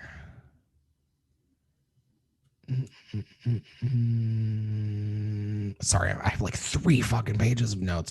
All right, so he goes and he convinces them, hey, maybe we can stop this. Maybe we can. Again, I don't understand how, but maybe we can. So Peter brings, and this is a funny moment, Peter brings all of the villains back to Happy's apartment. Because, yeah, what I didn't mention before is that, you know, to get away from, you know, everybody knowing where he lives, you know, Peter and May end up getting housed up at Happy's apartment. And Happy's apartment is, you know, like super security locked and shit. You know, he's got some things hidden in his closet, you know, some Stark technology shit.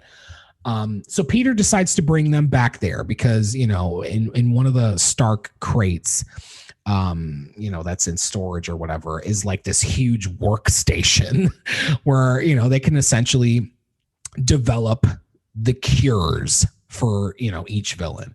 So Peter begins working together with Otto Octavius and with Norman Osborn, because obviously they're the scientists of the group. So cut to, they figure out an antidote, or they figure out how to fix Doc Ock's inhibitor chip that goes in the back of his neck that allows him to maintain control of the arms. Because when the inhibitor chip was damaged in Spider-Man 2, he lost control of the mechanical arms and basically had to succumb to them as they had a mind of their own. And all he's heard are the voices of those arms, you know, controlling him, you know, controlling his life, telling him what to do. And just, you know, his mind was essentially clouded by all of this conversation. And they fix the inhibitor chip and they implant it into Octavius's neck, right? And all of a sudden, and you know what's funny is that, like, I this was another moment that I really appreciated that they focused on, because it's not something you think about. You know, when you see Doc Ock and he's just going off and he's, you know, destroying shit and he's fighting Spider-Man, you don't really think about the fact that he's not, like, he's being controlled. Like, the reason why he's like so enraged and, you know, just so all the time and just, you know, yelling and fucking crazed is because he has so much chaos going in his mind.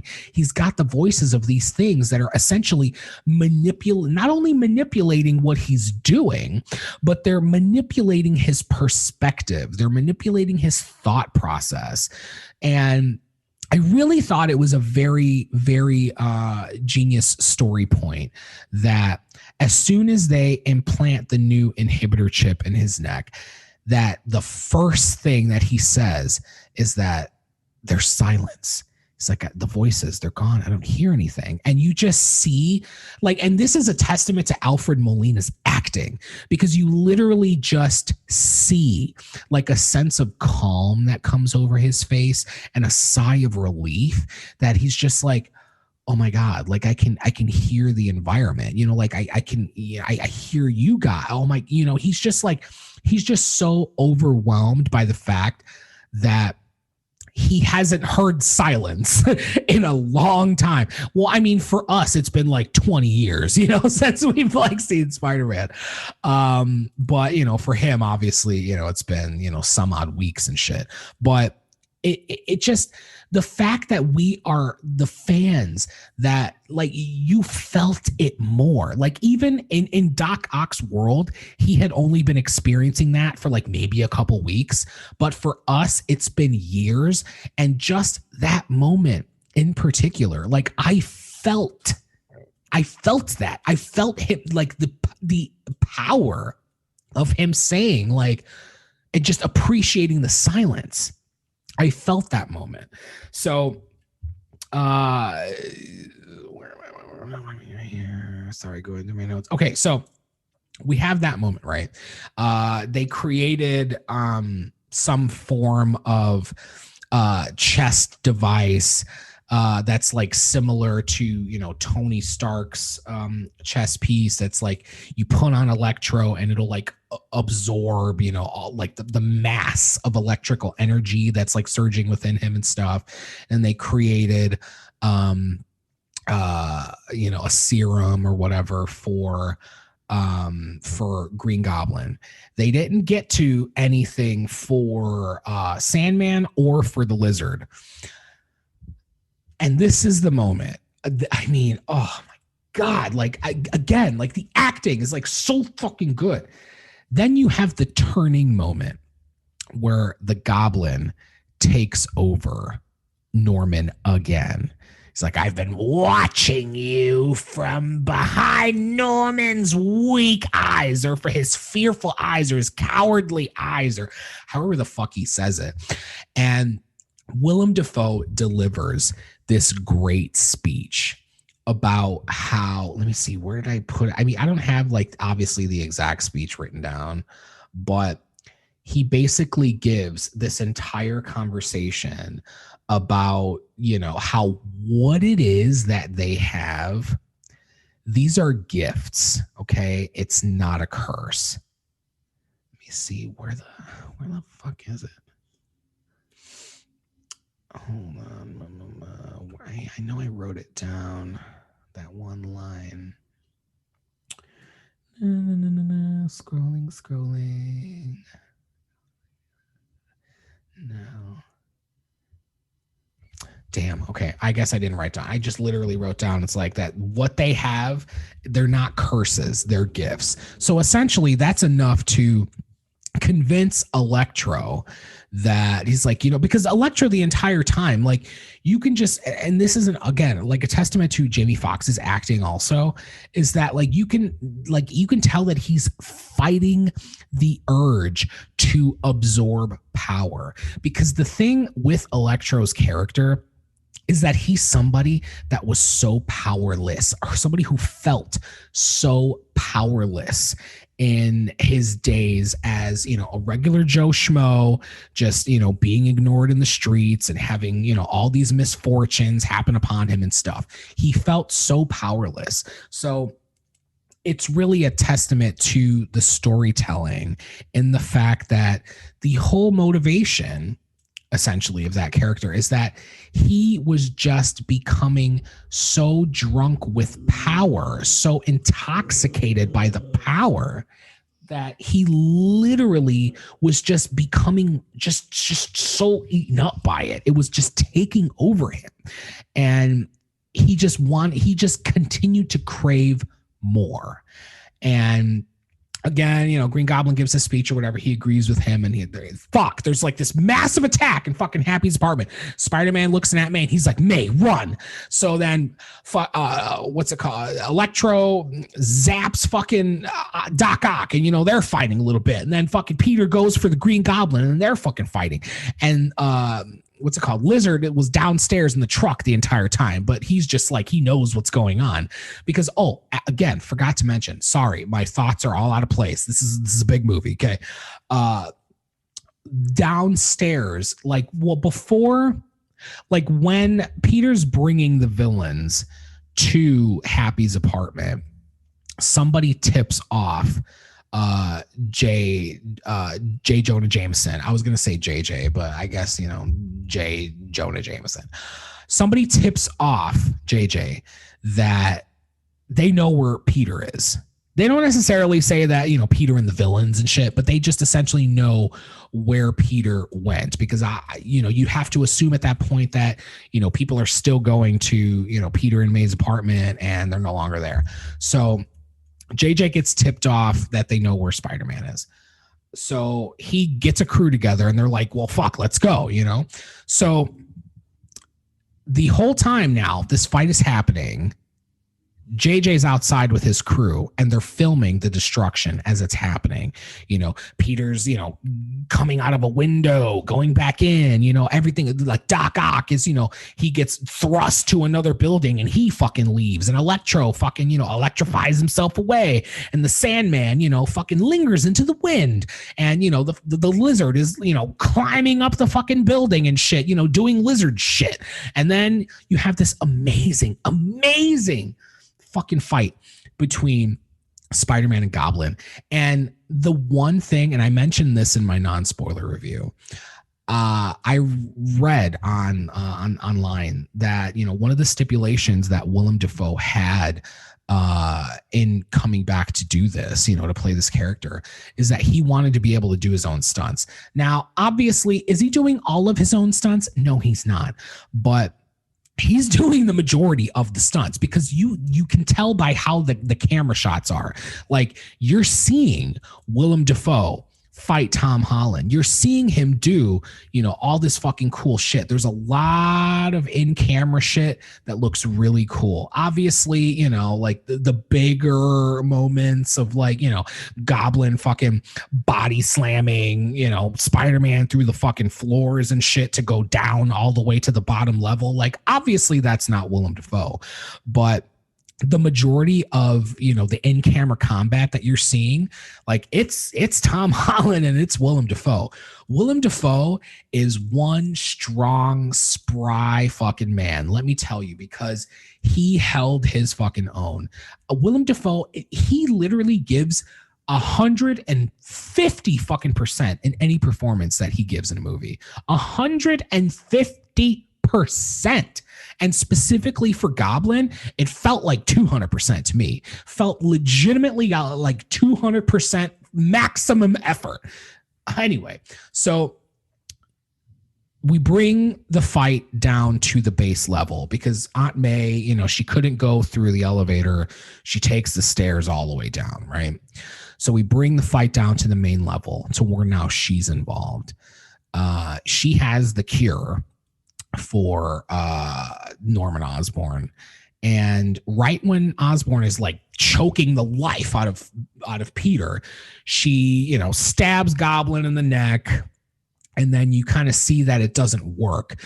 So at that, like, in retrospect now, I wonder if Goblin was in control the entire time, because they don't really establish it. It's just kind of like, you know, it doesn't work, or it didn't work. Like, you thought I was going to let this happen. So it kind of alludes to the fact that essentially Goblin, you know, tampered with the formula and obviously didn't make it to where if he was injected, you know, Norman would be rid of him. So obviously, I mean, it's not said, but it's implied, you know, that he wasn't going to let that happen. So then you have the big fucking moment. And if you've seen the movie, you know the fucking moment. And that's where, you know, Goblin's having, you know, this crazed fucking conversation with Peter about, you know, how he's just trying to, you know, he's trying to control all of this. He's trying to do everything. He's trying to save everyone. But yet in doing so, you are responsible. You are responsible for all of this. Never forget that in all of this, it is your doing. And, oh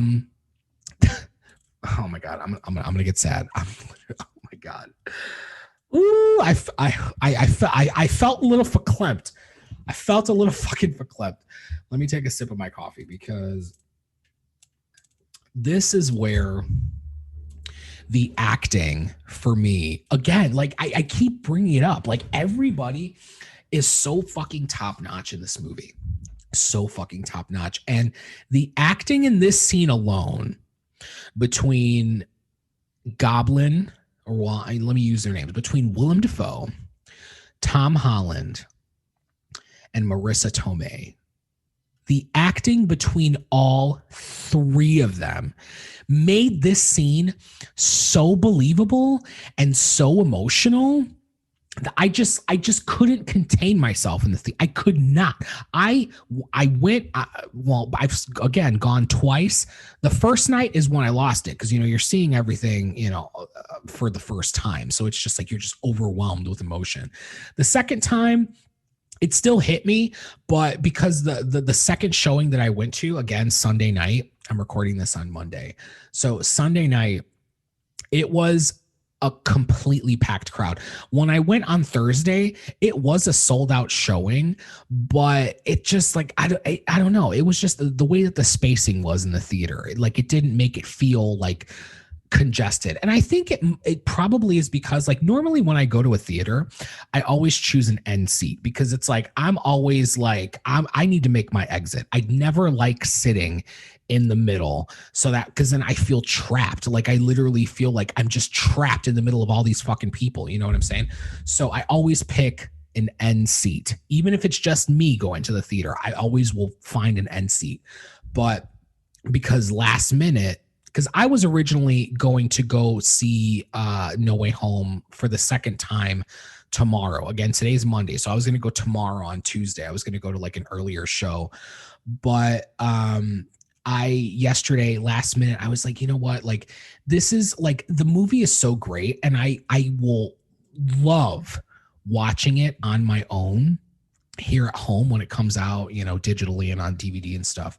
I will love rewatching it over and over again to myself, but I just convinced myself yesterday, I'm like, I have to go again today because this movie, the amount of surprises that are in the movie, like it's just one of those things that if you really, really are as much of a film nerd as I am and as much of, like a comic book movie nerd, as I am, you want to experience it with your people. You want to sit and have that overwhelming communal experience. You want to hear the gasps. You want to gasp with everybody. You want to emote with everybody. You want to cry with everybody at the appropriate moments. Again, you want to gasp with everybody at the appropriate moments. You want to experience that with the people that it was meant for. So I was like, you know what? It'll probably still be the same going, on a Tuesday. Yeah. But I was like, it's something about opening weekend and being with the opening weekend crowd. Like there's something so powerful about that. So that's why I chose to go last night instead of waiting to go during the week. And in doing so, I ended up getting a shitty seat, like I had to choose, a seat. Like I couldn't choose like where I normally would. I was in like one of the first 3 rows and I, chose the middle because obviously, when you're sitting in the first 3 rows, like the fucking screen's right there in your face. So I didn't want to pick a corner seat being in the first 3 rows because then you're just kind of like watching it on an angle and I'm like, it's not going to look good. So I want to sit in the middle. So in choosing to do so, I was, me being the chubby nerd that I am, I'm trapped between all these fucking people. And I mean, it didn't take away from my movie experience, but, I was essentially uncomfortable for 2.5 hours, but it was fine. Whatever. I sacrificed, my comfort to be able to experience all this with all you nerds out there. But anyway, so again, the power of this scene. I mean, it was the reason why I made the decision to go again, on a Sunday night with an opening weekend crowd. Because when I tell you, see, this is where I'm going to get a little verklempt. When I tell you, when the glider comes and impales, well, it doesn't impale, but it just kind of like it, what's the word that I used? I used a specific word in my notes because it's like like Aunt May didn't get impaled by the glider in the way that Norman Osborn gets impaled in Spider-Man 1. But, just the brunt force, like she gets pushed back, she literally gets, impacted by the glider. And the sheer force of it. Like, I mean, they don't explain like, you know, how she's dying and shit. But again, you have to assume that from the brunt force of the glider colliding with her, you know, had to cause like some internal bleeding, like her organs were probably shutting down or something, you know, to where it's like after it happens, Goblin throws a bomb. You know, Peter tries to, you know, get it out, but he doesn't really get it in time and shit. You know, there's explosion and Aunt May comes up from the rubble.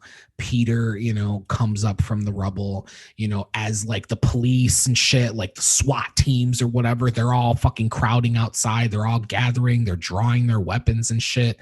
And, you know, Peter gets Aunt May and, you know, they're trying to make their way out. And it's in the brilliance of both Marissa Tomei and Tom Holland's acting that you are really taken by the moment. And you really, I mean, Marissa Tomei, she played it fucking brilliantly, where it's like at first you think that she's okay. And, you know, for a second I was like, that fucking thing looks like it hit her. It looked like it hit her pretty fucking hard. But, you know, she seems fine. So it's like you think everything's cool. But then you slowly start to see the decline where it's like she slowly starts to become weaker and she's just like, I just need to rest for a little bit. You know, she starts to, you know, go down, you know, to her knees and shit, you know, then she lays back and you can see, you're watching the life leave her eyes. It is, oh my God. I'm just talking about it. It's just fucking making me emotional. Anyway, oh my God, I can't. I literally can't. Oh my God, nerd fucking tears.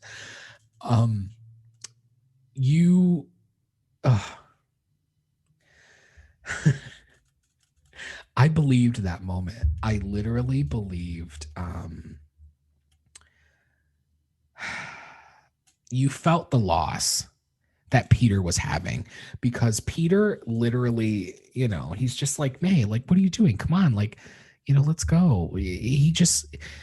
Him being the kid that he is, you know, didn't want to believe in that moment that, you know, he's losing the one person. I mean, Peter's got, you know, he's obviously got people that have his back, right? But the one person whose blood to him, him watching the life leave her eyes is literally, it's one of the most emotional fucking things I've ever seen in a movie lately. You know, obviously there are a lot of powerful moments in movies, but watching Tom Holland's acting and watching how he's processing. And again, this is the brilliance of their acting and of John Watts directing, because he lets the moment breathe. Like, it's not sped up. It's not, you know, cut to. Like, you're experiencing the emotion, the weight of everything.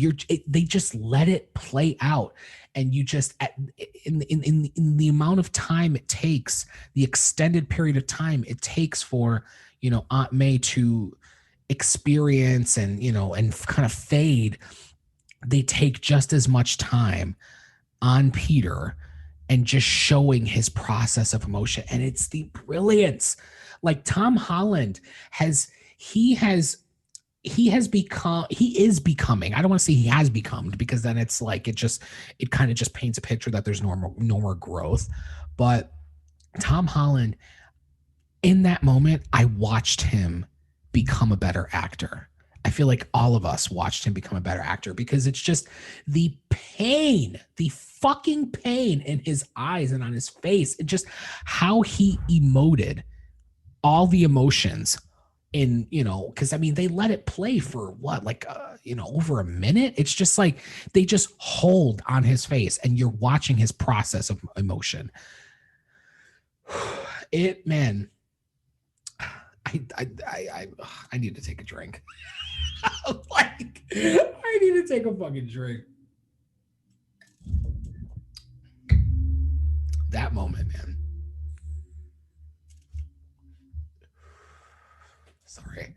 Sorry, I had to hit my vape. I needed to de-stress a little bit because that talking about that got me a little hyped.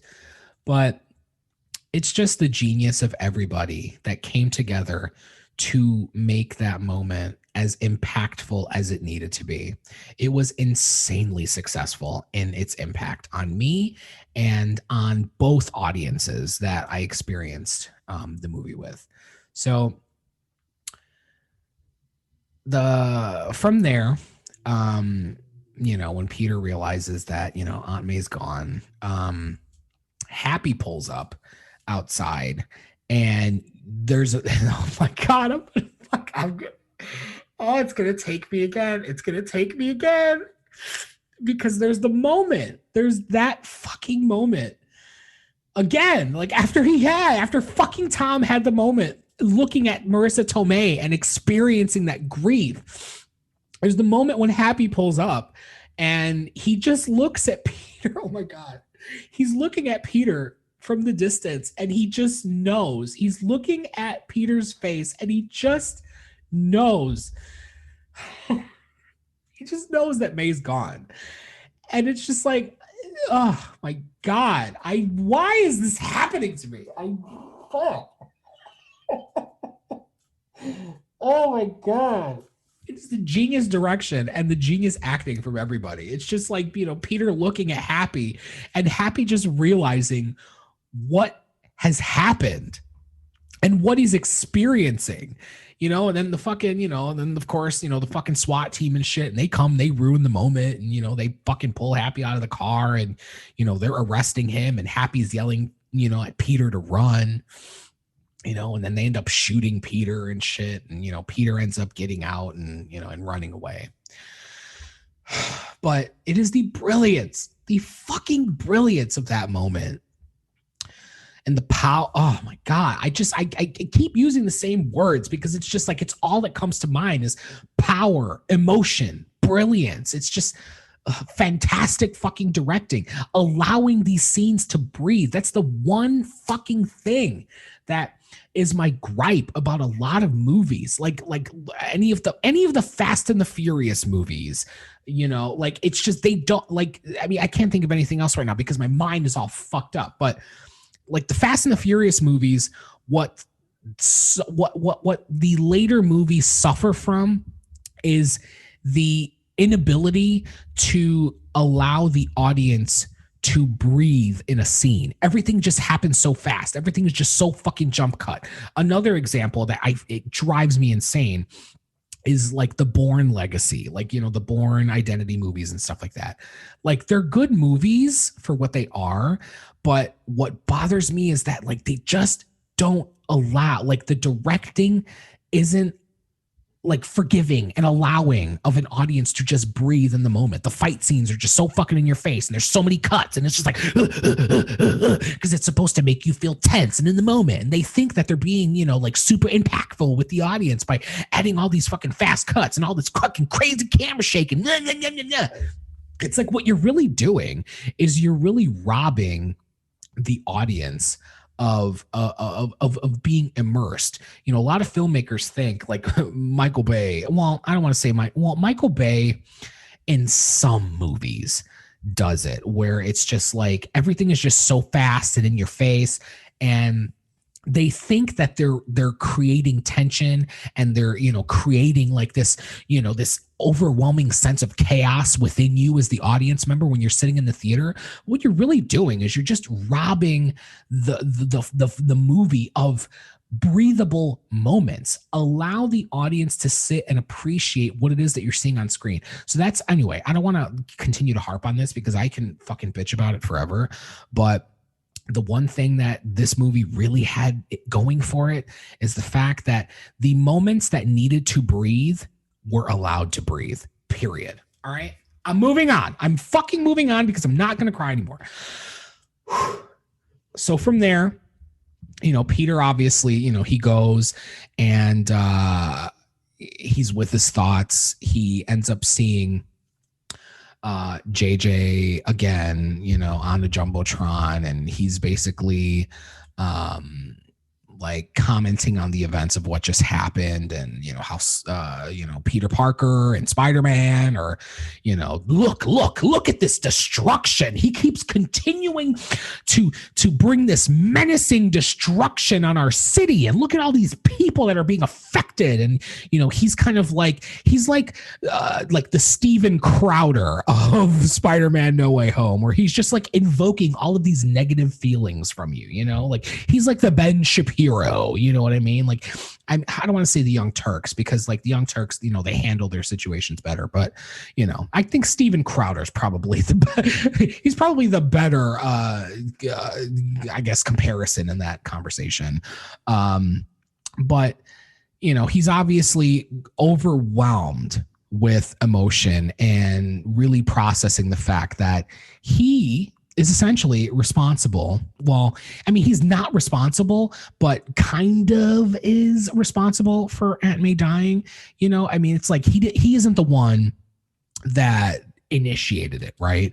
But when you really think about it, in the fact that, he was the one that tampered with the spell and all this shit, and he's the one that didn't send the villains back when, Doctor Strange wanted him to and stuff. In that is where he holds the internal responsibility. But then at the end of the day, it's like, his heart that's where you go back to the fact where it's like, his heart, he believed was in the good place. Aunt May, that whole time is, trying to, bestow upon him the fact that it's like, no, this is your responsibility. It is your responsibility to try to do the best that you can in this situation. Try to help these men, essentially, because at the end of the day, she had a very pure heart. Aunt May is a very pure-hearted character, and she believed that Peter would be able to figure out how to remedy their situation and prevent them from going back and dying, in their prospective universes. So from that moment, we are led to a much more happy scene. Okay. We are taken to Ned's house, where Ned and MJ they're just sitting and waiting for Peter to get in contact with them, to let them know if anything bad happens, to press the button, on the little cube device that's containing the spell, to send them all back, to stop this shit. They're just sitting in, because obviously Peter didn't want them to be involved, for fear of, them getting in danger and whatnot. They're already in as deep as they could have been. And then you have the moment where, Aunt May died. So, that very well could have been something that happened to them as well, had they been there when all that fucking took place. So MJ is just like, we haven't heard from him. I'm going to press it. Fuck this, like you've got the sense that they've been waiting for a while. And Ned conveniently discovers that he's able to open fucking portals by, slinging the sling ring in a circular motion. And then, a portal just fucking appears. So it's in this moment where all was revealed. Okay, the moment that we've all been waiting for. Let me tell you who's the best actor of this movie. Andrew Garfield is the best actor, not only in the movie, but in life. Because if you've seen anything this year of Andrew Garfield, being interviewed and asked about whether or not he was going to be in Spider-Man No Way Home, that man, I mean, he's been acting his way through life, because he was so convincing that I was like, fuck, maybe he really isn't in this movie, even though I'm like, it doesn't make sense. Like, of course, Andrew Garfield and fucking Tobey Maguire have to be in this movie because like their villains are in the movie. Like, so of course they have to be involved in some way because this is a whole thing with the multiverse and yada, yada, whatever. Like, of course they have to be in this movie. They have to be in this movie. It has to happen, but I literally was starting to believe like, well, maybe they're not like, either he's a really fucking good actor or, he's really not in this fucking movie. Turns out he was a really fucking good actor because Ned opens the portal like, find Peter Parker. And then when he opens the portal, the Amazing Spider-Man, Andrew Garfield, is the first one that jumps through. He takes off the mask. And when I tell you, that was the happiest... That was the happiest, like that moment of Andrew Garfield walking through that portal was equivalent to, in my theater, because I saw Endgame 5 times when it was in theaters. Now I've seen No Way Home twice. So the moment of Andrew Garfield coming through that portal, to me, in my experience, was equivalent to Cap wielding Mjolnir in Endgame and fighting Thanos. Literally. It wasn't even the on the left moment. The on the left moment was big, but nothing was bigger than Cap wielding Mjolnir in Endgame. That was literally the excitement there. Was the same excitement that was expressed in my audience when Andrew Garfield walks through that fucking portal and takes his mask off. Because it's like, knew, like, because the thing is, it's like when it first happened, I'm like, okay, like you believe that it could, just fucking be Tom Holland. But the longer that you looked, because they were real particular in how they first showed like a distant, like shadowed Spider-Man and shit as soon as the portals open. They were real particular and like, okay, well, that's the silhouette of Spider-Man. But as he looks at the portal and he kind of waves and he's like running closer and you see like, Spider-Man's elongated, figure and, the suit looks different and the eyes, that's where it got me when I saw the eyes on the mask. I'm like, that's Andrew Garfield. And then he jumps through. And there's literal audible gasps. That's the moment he jumps through the portal, audible gasps from everybody in the theater. Because it's like, we all know, like, oh shit, that's Spider-Man from The Amazing Spider-Man. That's Andrew Garfield.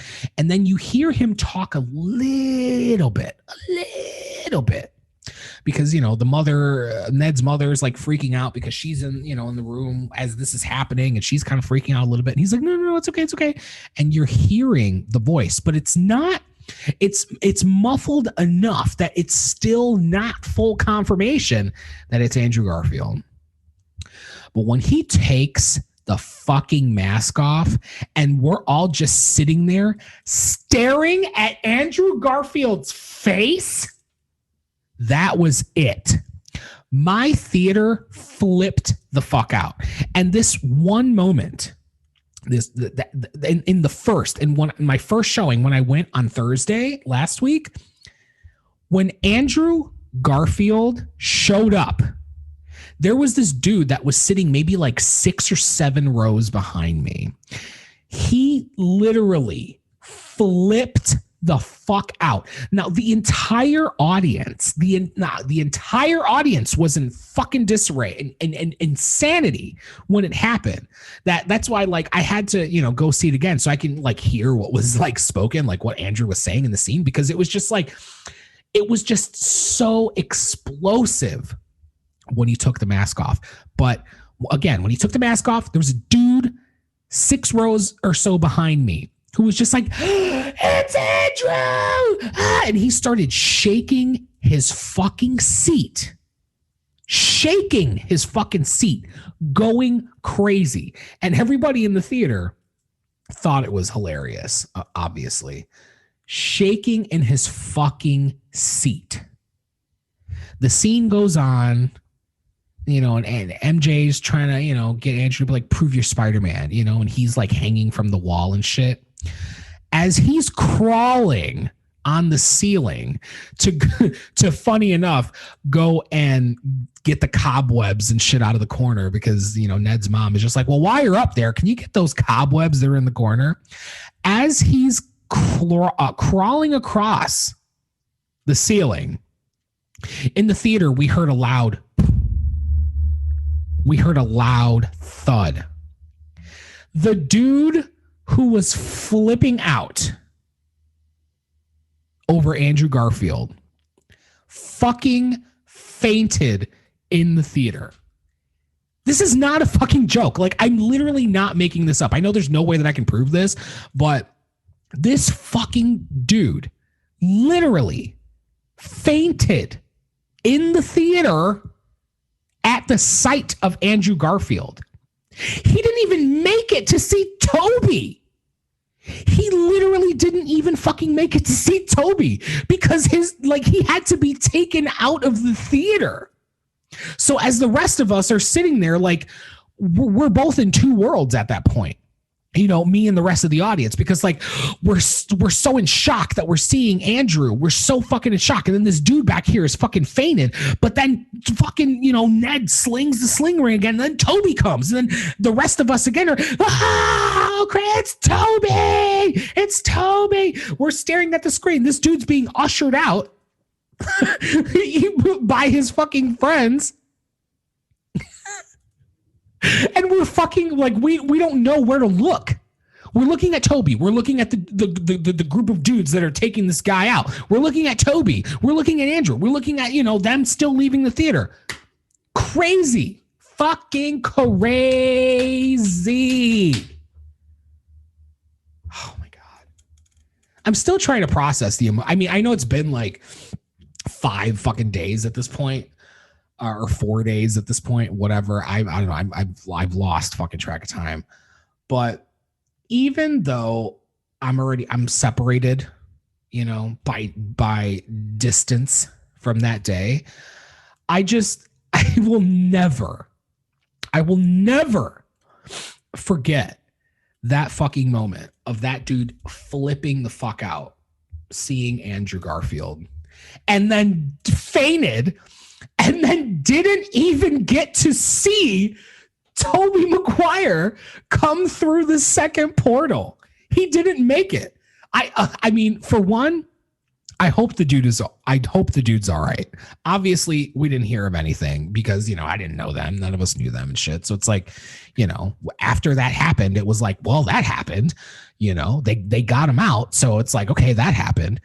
But I hope that dude was able to go back and experience the second awesome moment that was, fucking Toby walking through. Like he blew his load on everything, just face, neck, and chest all over on Andrew, and didn't even get to experience Toby coming through. But anyway,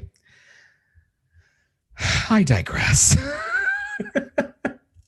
So Toby comes through. We have this awesome moment where, Toby and Andrew are kind of sizing each other up. They're kind of like, they have like a little fight. I mean, it's not like a fight. It's like a web fucking fight, and then, Toby sees the weakness in Andrew and the fact that he has a web shooter on his wrist. So he webs it and, prevents Andrew from, further webbing him and shit like that. So then they're just like, like both Peters are like, oh yeah, great minds think alike type of deal.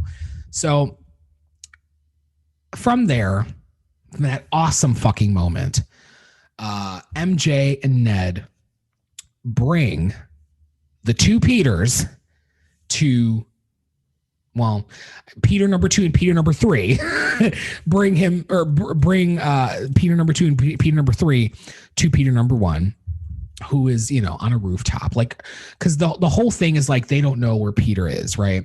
So Toby and Andrew, they're trying to help them figure it out. And they're like, well, is there somewhere that you are aware that he would go just to get away from everything? Is there like a certain spot in the city where he will always go to just to, de-stress, be with his thoughts, and so on.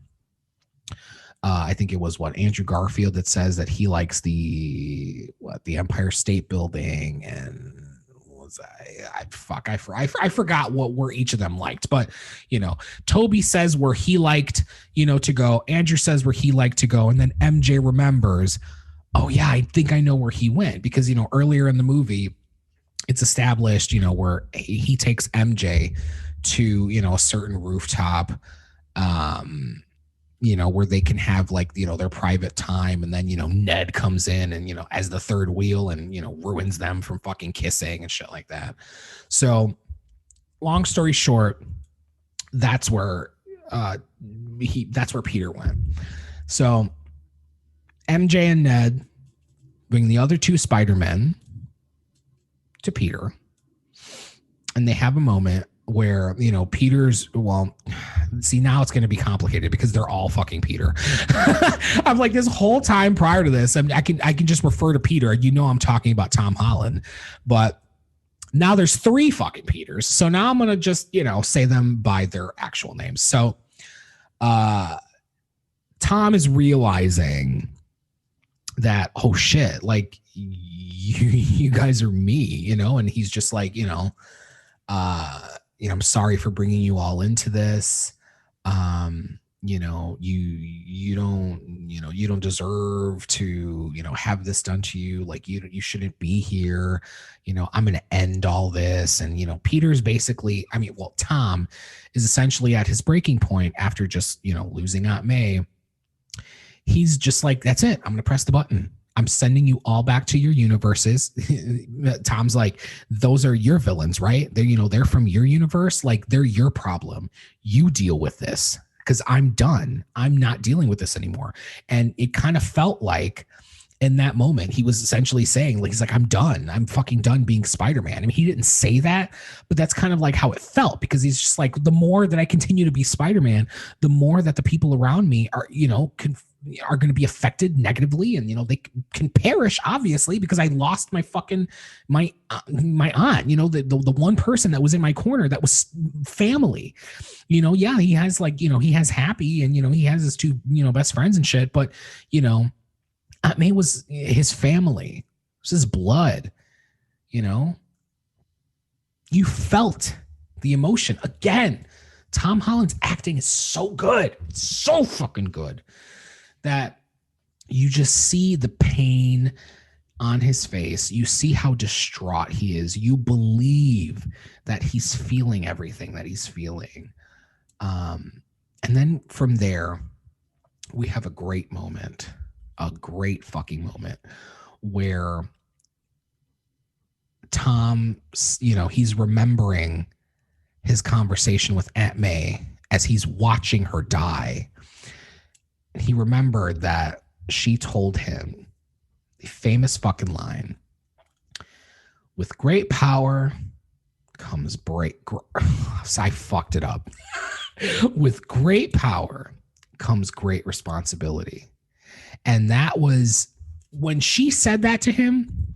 And there's a reason why I didn't mention this before when I was talking about the death scene, because when she said it,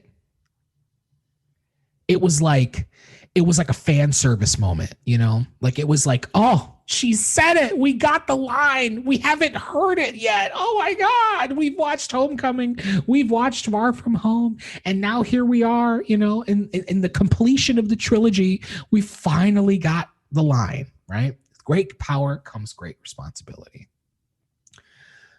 When she first says it, it felt like an awesome fan service moment, just like having Matt Murdock be their legal counsel. It was a great fan service moment. It doesn't have anything to do with the rest of the movie. It was a great fan service moment. So when she said it, before she died, it felt like a great fan service moment, but also felt like, she was imprinting some wisdom on him, as Uncle Ben, traditionally has done to Peter Parker in previous iterations. But it was at the moment that Tom is telling Toby and Andrew that one of the last things that she told him was, with great power comes great responsibility. it was in that moment that everything, all of the universes, for me, specifically for me, came together. Because then Toby begins to say, you know, that's what Uncle Ben said, you know, before he died. And Andrew, you know, is going along with it also. He's like, yeah, you know, that's what Uncle Ben said before he died. And then Toby starts talking about, or it might have even been Andrew first. I might be remembering it wrong, but whichever one says it first, you know, Toby goes on and talks about how rageful he was and how overcome with anger he was when he found out who killed Uncle Ben and how, or well, who he thought at the time was responsible for Uncle Ben's death, and how, you know, he essentially, I mean, he didn't kill him, but he didn't save him. So in that way, he was responsible for the death of that guy. And then obviously, we find out 2 movies later, you know, that it wasn't even that guy. That was the one that fucking shot Uncle Ben. But anyway, whatever. That's besides the point. Then we get to the moment when Andrew, and this is the moment for me that solidified that Andrew Garfield, to me, I love Tobey Maguire. Tobey Maguire is literally a part of my fucking childhood. He is the fucking reason why Spider-Man was solidified as one of my favorite fucking superheroes. Like when I was a kid, I watched, you know, the Spider-Man cartoons and shit on Fox Kids and whatever. Loved Spider-Man. Was always a bigger Batman fan though. The Adventures of Batman and Robin, and like I love the OG Burt Ward and Adam West Batman show. I've watched all that shit. I've consumed all of that shit as a kid. But the moment that Andrew starts talking about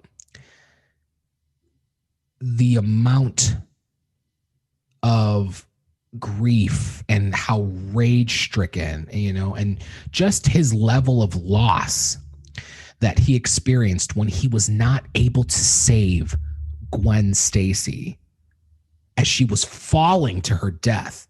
He was not able to fucking save her. There I go. There I fucking go. I'm gonna fucking cry again. It was in that fucking moment that Andrew Garfield solidified himself as my favorite fucking Spider-Man. Favorite. I love Tom Holland. Tom Holland is fucking brilliant. Tobey Maguire for years has been my fucking favorite, regardless of what people say, because there's a lot of negative opinion about, out there about him as Peter Parker and Spider-Man, whatever. For me, he's been my fucking favorite. And I really enjoyed Andrew Garfield and his dynamic between being Peter Parker and being Spider-Man in both The Amazing Spider-Man and The Amazing Spider-Man 2. But this fucking movie literally catapulted Andrew Garfield to my number one, to becoming my favorite fucking Spider-Man. And that's because of his fucking acting. In this particular moment, when they're sitting there and they're talking about this, with great power comes great responsibility. Watching the pain take over Andrew Garfield's face, the fucking pain that takes over his face, and just thinking about his inability to save Gwen from dying, it won me over. It fucking won me over. Again, the same amount of powerful performance that Tom Holland gives when Aunt May dies, when he's watching her die, is the same, if not more impactful, when Andrew Garfield is standing there on the top of that building, reflecting over not being able to save Gwen. The reason why is because we remember, if there's anything that was more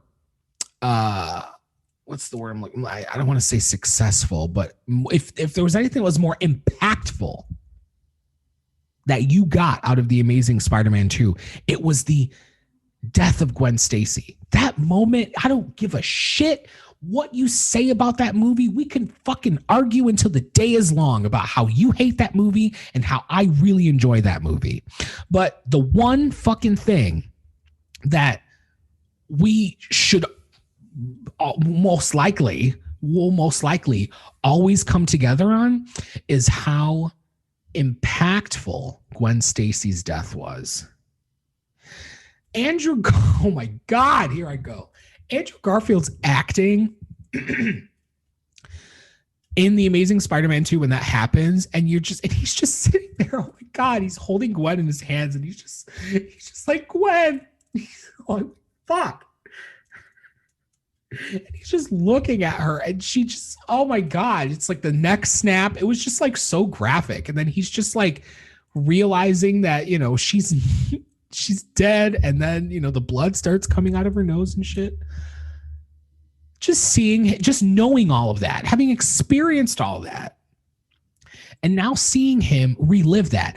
Literally, you didn't even have to have a scene where you're cutting back to that movie showing that moment, because you see it all on Andrew Garfield's face. I'm telling you, that was the moment. That was the fucking moment that took me over the edge, where I was just like, Andrew Garfield is my favorite fucking Spider-Man. My favorite fucking, all three of them are brilliant, okay? I'm not saying one is better than the other, because all three of them are fucking genius. I love all three of them. But it was in that moment that Andrew Garfield became, like, he rose to the occasion for me. And I was just like, fuck, man, this dude, he's just such a good fucking actor that he literally, like, I'm sitting in a movie theater crying nerd tears, okay, just watching this dude, like, nothing's happening. Like, at this point, we're not even watching anybody impactful dying. Like, you know, there's nothing crazy happening. You're literally just, the camera is holding on Andrew Garfield's face, and you're just watching him process his thoughts about an experience that he had in a movie how many fucking years ago. If that isn't the brilliance of a fucking actor's ability, then I don't know what is. If that isn't the power of storytelling, then I don't fucking know what is. Okay. Anyway, this is something that I can talk about it forever, but I'm going to move on for, you know, the sake of bringing this podcast to a close at some point.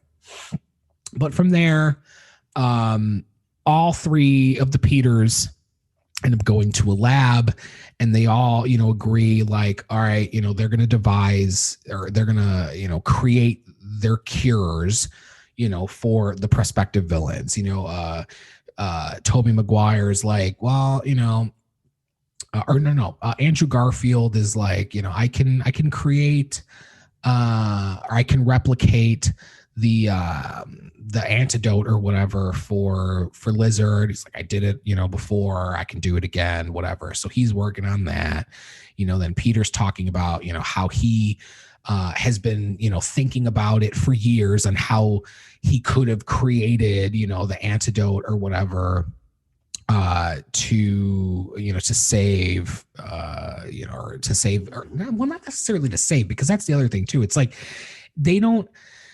I guess they don't realize that, or they if you're watching in No Way Home, it's like they haven't died, you know. So it's just like Toby basically is like, you know, I've been thinking about it for years, how to develop, you know, this antidote for, you know, for Norman Osborn and shit. So I was just kind of talking about it in the past tense, like how I could have saved. And it's like, well, actually, they don't even talk about it like that, because essentially it's like, in this movie, it's like they haven't died yet. We've watched them die watching the old movies, but in this movie, it's like that hadn't happened. So they get their cures. Everything is, I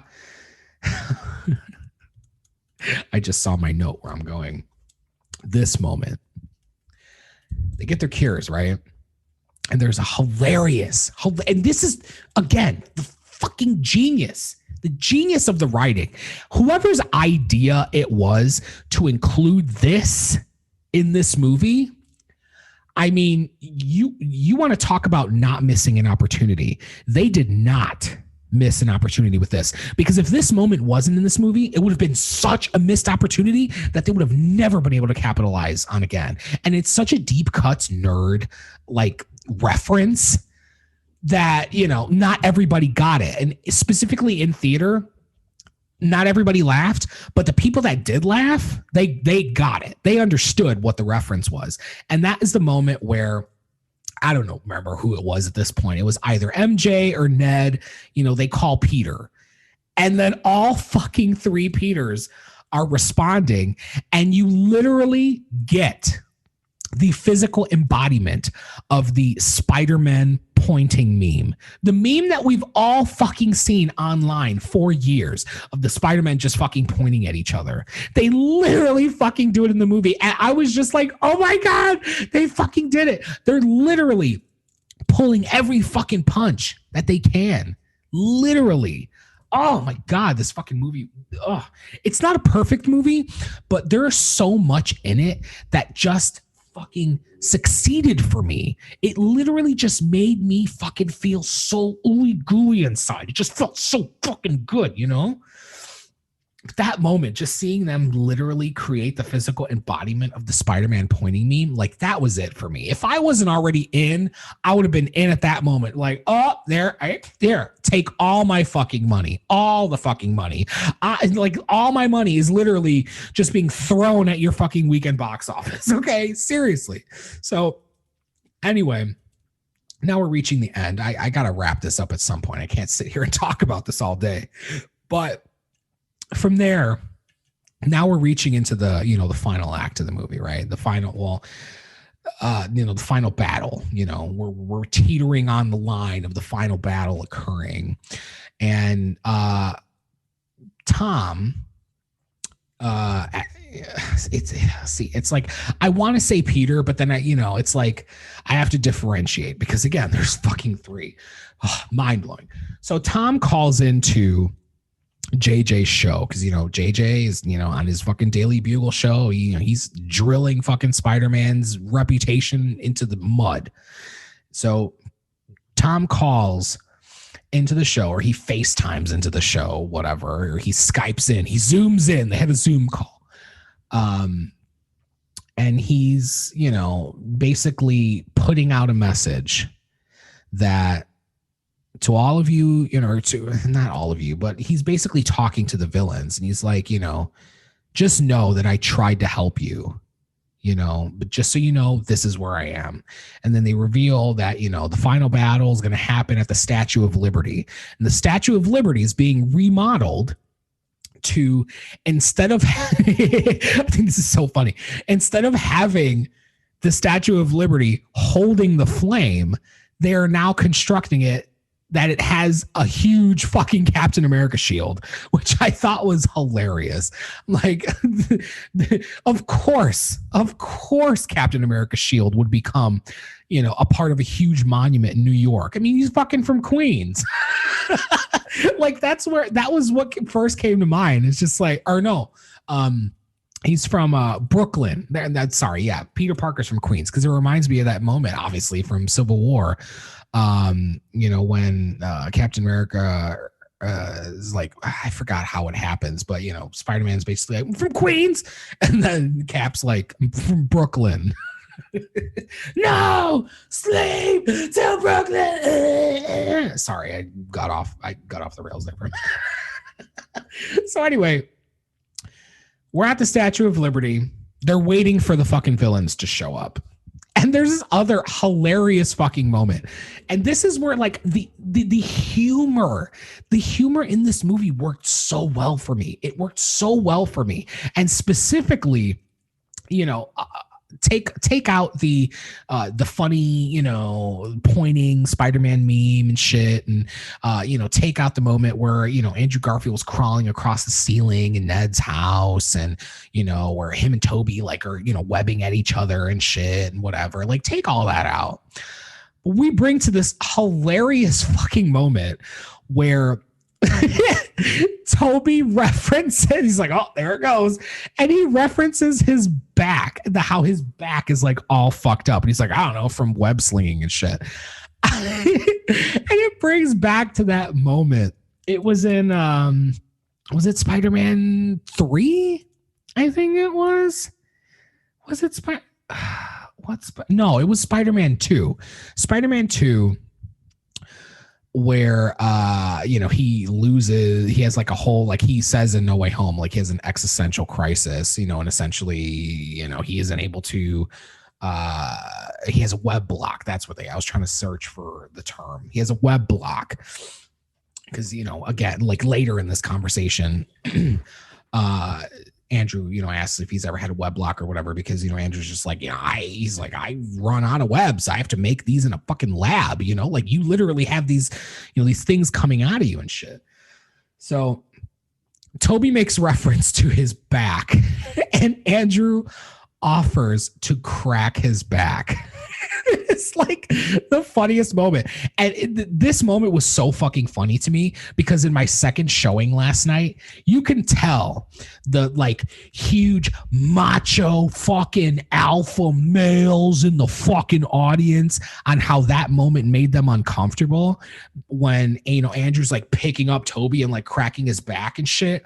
They're making like, fucking inappropriate jokes and shit. I'm like, you guys are so fucking like insecure in your own masculinity that you're watching this funny fucking scene, this funny ass fucking scene, and you're uncomfortable because you're sexualizing it, because you're uncomfortable, with a dude cracking another dude's back. Like, how fucking it's just like that pissed me off from last night. That was the one thing that fucking pissed me off.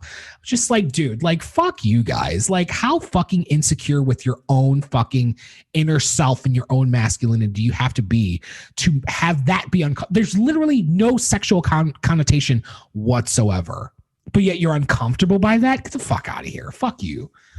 Anyway, I thought that moment was fucking hilarious. They cracks back and then Peter's just like, oh my God, or Toby's just like, oh my God, yeah, it feels fucking great.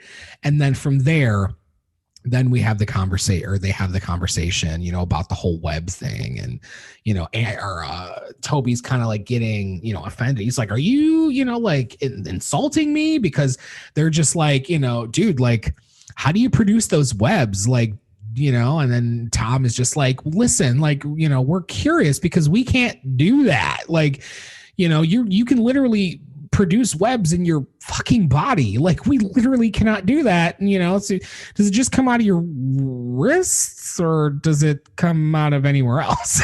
Which is a hilarious. Now that was a sexual joke. Okay, that was a sexual joke. Okay, all right. You de-emasculated men back there. That was the sexual joke, not the fucking back cracking. Okay, be uncomfortable by that. Don't be uncomfortable by glorious and handsome fucking Andrew Garfield, cracking the back of, the even more glorious and fucking handsome Tobey Maguire. Okay? Stop it. Just stop it. Fucking stop it. Anyway, so from there, we'll skip, what's it called? So then the fight, the villains start showing up. All right. All three Peters start to get the Peter tingle, and they recognize that the villains are approaching. Electro shows up, Lizard shows up, Sandman shows up, and you have a glorious fucking fight. All three Spider-Men learning how to work with each other. And there's a hilarious joke. Again, this fucking movie is just riddled with just great humor. I mean, not all of the jokes land, but a huge fucking majority of the jokes do land. And one of the jokes that really fucking hit me and hit the audience too was, and they're all talking about how, like, we don't know how to work in a team. Toby's like, I've never worked in a team before. I don't know how to do this. And Andrew's like, I don't know how to work in a team either. And then Tom's just like, well, I don't mean to, sound like cocky or whatever, but I do know how to work on a team. I was a part of the Avengers. And then Toby's just like, the Avengers, that's great. What is that?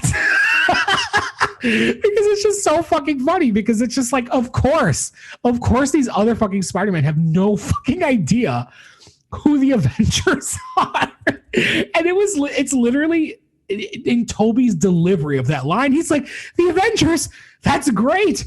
What is that? I literally fucking died. It's like, and Tom's just like, really? The Avengers, Earth's mightiest heroes? Anyway, whatever.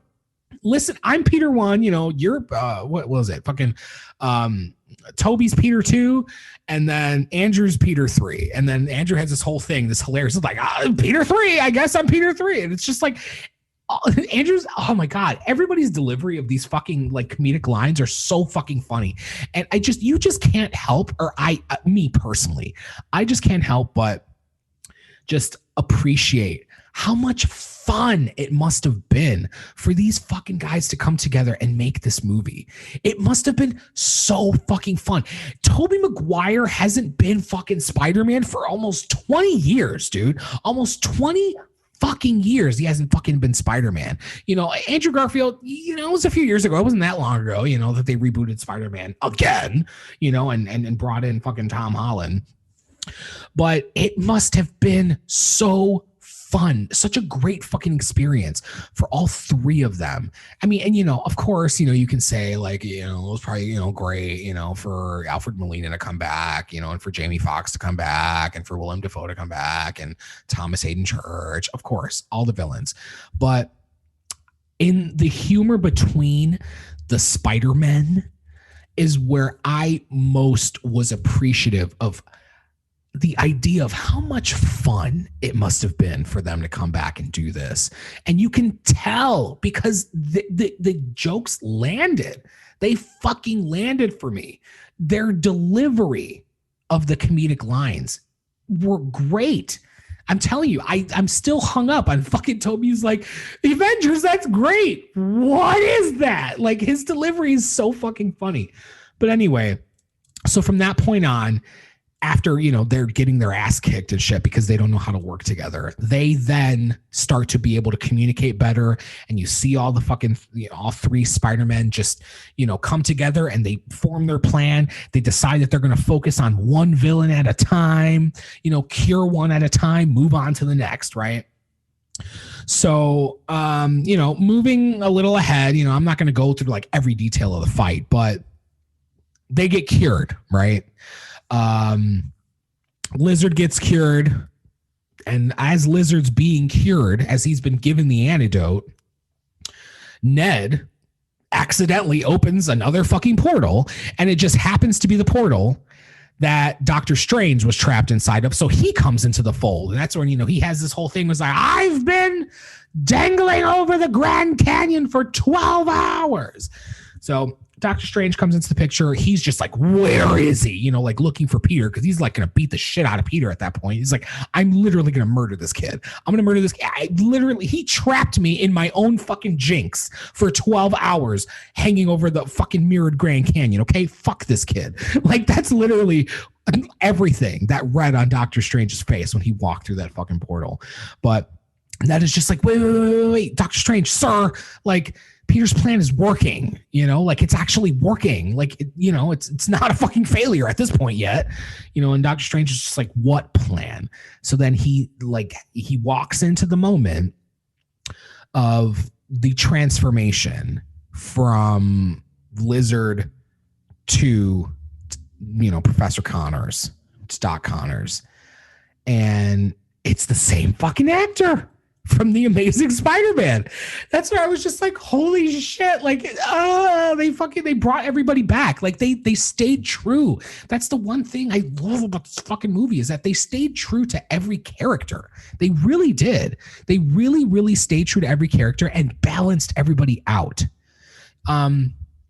Again, they could have done a little better with Sandman and with Lizard. But for the most part, the points that needed to have stayed true to were, okay?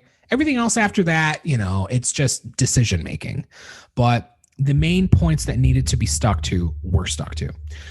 And, then there's a moment, between Doctor Strange, like he sees all the Peters and he's just like so fucking confused, like, oh my God. But at the end of the day, he's just like, we have to stop this. Like, we literally need to fucking stop this, you know? And now Green Goblin fucking comes into the fold, right? He comes into the fold. He throws a fucking pumpkin bomb. The pumpkin bomb gets fucking stuck inside of the cube that's holding the hex. It blows up the fucking cube, thus releasing the fucking spell. Now the fabric of reality at this point is starting to break. And that's that point in the trailer where you're seeing, you know, Doctor Strange at the top of the Statue of Liberty, and like, you know, you see the reality fucking breaking in the sky and shit. And as that's happening, as reality is breaking in the sky, you're seeing figments of all of the classic comic book villains, the classic comic book Spider-Man villains. You see, like, you know, a silhouette of the Rhino. And I mean, I couldn't really make out who the other ones were, but I distinctly remember seeing Rhino. And I was like, holy shit. And, you know, it looks like the actual Rhino. It doesn't look like, you know, fucking Paul Giamatti Rhino in a fucking mech suit, you know, like it actually, you know, like it was true to form. And it was just the visuals are so fucking good in this movie. So fucking good in this movie. And it's at that point that Peter, well, actually, no, I'm jumping ahead. You know what? Let me refer back to my notes real quick because I have it. Oh, okay. Oh my God. Okay. Fuck. This is another moment. Shit. All right. So when, you know, Goblin obviously he's back in the fold now, right? So there's a moment where I don't know if he threw a bomb or see, now it's like a little fuzzy. He either threw a bomb or like there was some kind of collision. Something happened. There was a collision of sorts that knocks MJ off of like the scaffolding and shit of, you know, of the Statue of Liberty. And she's essentially falling to her fucking death, much like Gwen Stacy fell to her death in The Amazing Spider-Man 2. So you have Tom Holland. He sees this is happening. So he immediately dives to her rescue, right? And he's diving down because he's, you know, trying to get to her to grab her. And then out of fucking nowhere, Goblin comes and scoops him up on the glider. And Tom is taken away, unable to fucking save MJ. And then here's the moment, bitch. Oh my God. Here's the fucking moment that Andrew Garfield redeemed himself. He fucking redeemed himself. Where here we go. Here we fucking go. He dives over the edge and he catches MJ and then he lands on the ground. And then you just see Andrew's fucking face. He's just like looking at MJ and he's like, are you okay? And she's like, yeah. And then his eyes well up with tears and MJ's like, are you okay? And then he just looks at her and he just nods. He just looks at her and he just fucking nods. And his eyes are just welled up with fucking tears, bitch. Because he finally, like, if he wasn't able to save Gwen for himself, he was able to save MJ for, you know, for the other Peter, you know, for Tom Holland. I'm telling you, it's just like Andrew Garfield, like this movie, if anything, it manipulated me into fucking just being like, fuck, Andrew Garfield, man. Oh, he's the one. He's become my fucking favorite, man. That fucking moment. Oh, just like the Uncle Ben moment when they're talking about, you know, with great power comes great responsibility and him reflecting on Gwen's death. It literally is brought to a head when he just looks at MJ and he just realizes that he saved her, that he was able to save her for Peter. Whew. Fuck, man. Again, it's a fucking testament to Andrew Garfield's acting. He's so fucking good, man. Anyway, so we have that moment and sorry, I'm looking at my notes. Okay, yeah. So from there, they the explosion. So when the explosion happened from the pumpkin bomb in the cube spell device, it totally knocks the shield from the hand of Lady Liberty, and it crashes down below. So after MJ saved, you cut to Tom hanging from the glider, and he's like bashing the glider in where the pumpkin bombs like come up from. He's just bashing the fucking compartment open, and he grabs the bomb, he activates it, and he shoves it right back into the fucking glider. The glider fucking explodes and shit, and Tom and Goblin are fucking thrown to the shield that's still it's like it's laying flat or whatever. And when I tell you that it is literally such fucking symbolism. There is so much in the imagery of having Spider-Man, specifically Tom Holland Spider-Man, fighting the man who's responsible for killing his aunt, having that last battle inside of Captain America's fucking shield. I don't know. Like, I haven't seen anybody else talk about it, but for some reason, there is something so important to me. There was something so important about that. Like, there was such symbolism about that, about Spider-Man fighting Spider-Man's greatest foe inside of this enlarged Captain America shield. It was just, it hit me. I'm telling you, everything about this movie fucking hit me. Again, it's not a perfect movie, but it was perfect for me. And, it was perfect for a lot of people. I know it was perfect for a lot of people that were in that theater. We were all cheering at the right moments. We're all laughing at the right moments. We're all crying at the fucking right moments.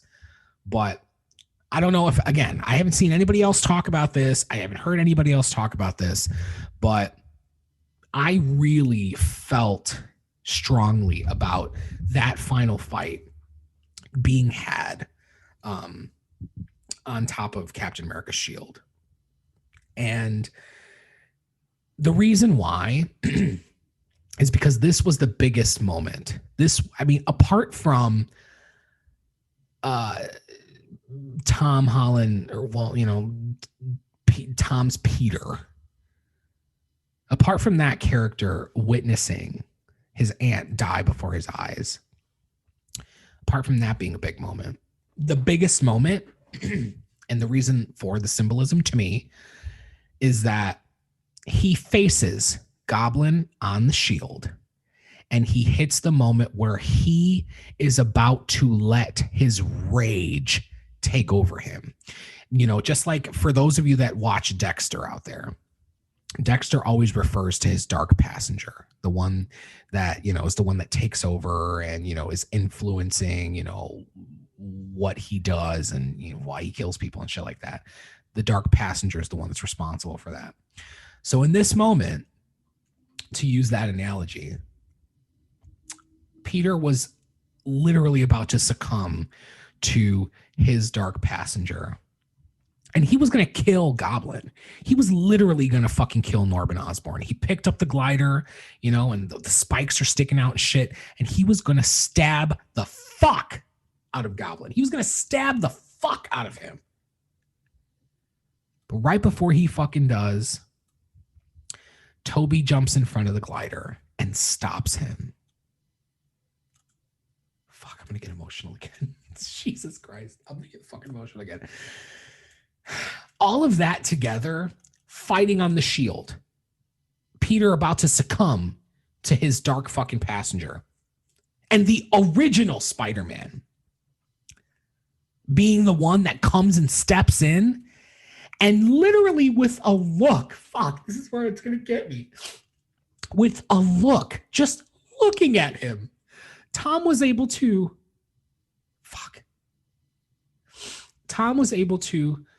process what Toby was telling him through his eyes. And to me, you can interpret it however you want. But I just felt like it was like, he's just telling you, with great power comes with great power comes great responsibility. And you are responsible for being the hero. For being the hero for all that need you. For all that need you. You've been blessed, with these abilities. And you have to understand that with great power comes great responsibility. And just having all of that fucking combined, what Captain America's shield stands for, what Captain America stood for, what Captain America fought for, what the Avengers fucking fight for. Just having this fucking battle happen on top of that fucking shield, and then have the inner turmoil that's happening within Tom Holland. And then to have Toby come in and just with a fucking look, communicate to him that this is not you. This, regardless of what happens with the rest of us, we're all going to go back to our universes and, we're all going to go back to whatever it is that was happening before this.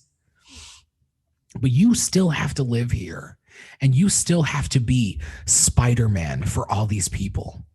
You are Spider-Man here. This is your world. Don't let the anger that you have toward this piece of shit.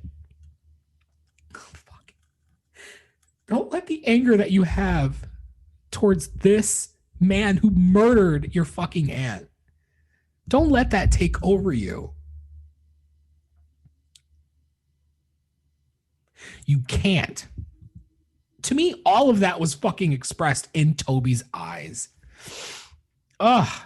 Fuck, man. I can't believe that I'm fucking crying right now. I literally... I'm not even watching it. I'm literally just fucking talking about it. Anyway, so after that look, and Tom realizes, you're right. Again, none of it is said. It's all just, they're just looking at each other.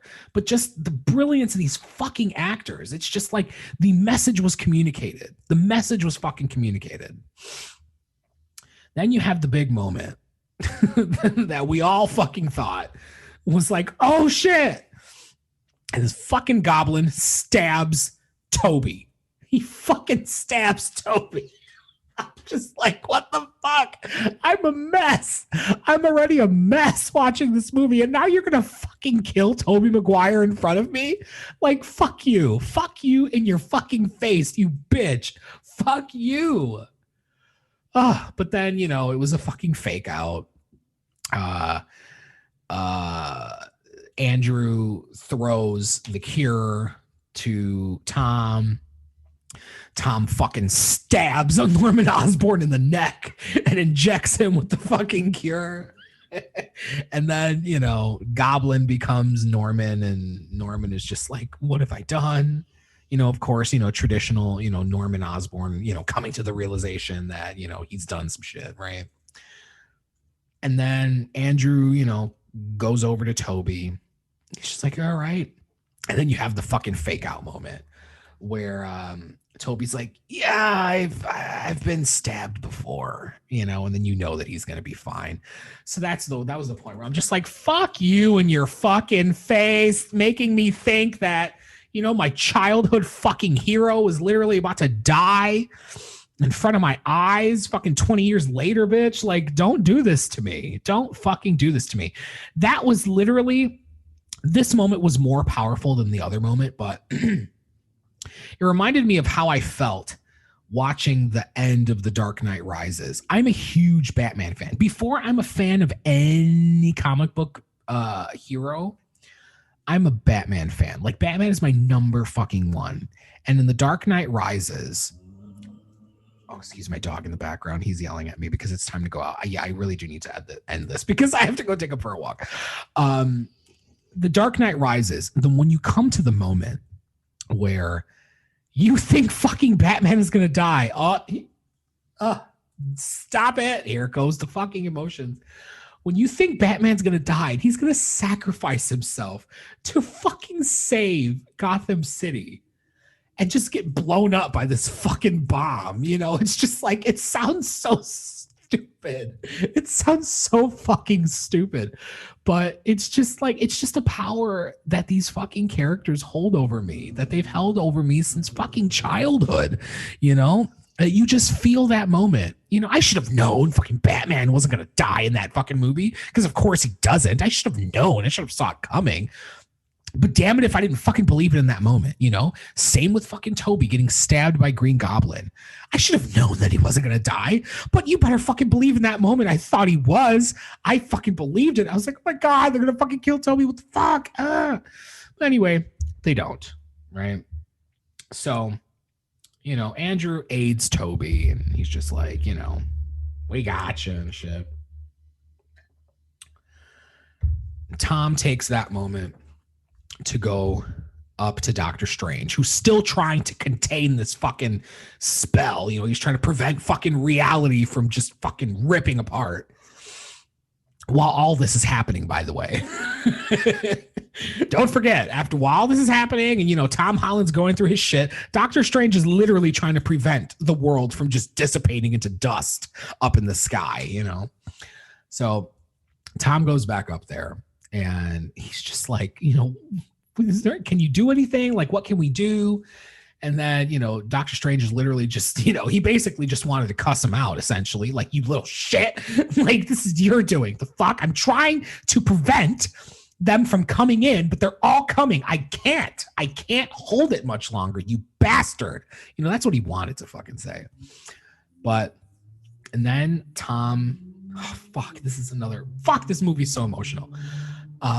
Tom tells Doctor Strange, and he's just like, can't you just do the spell the original way that we were going to do it?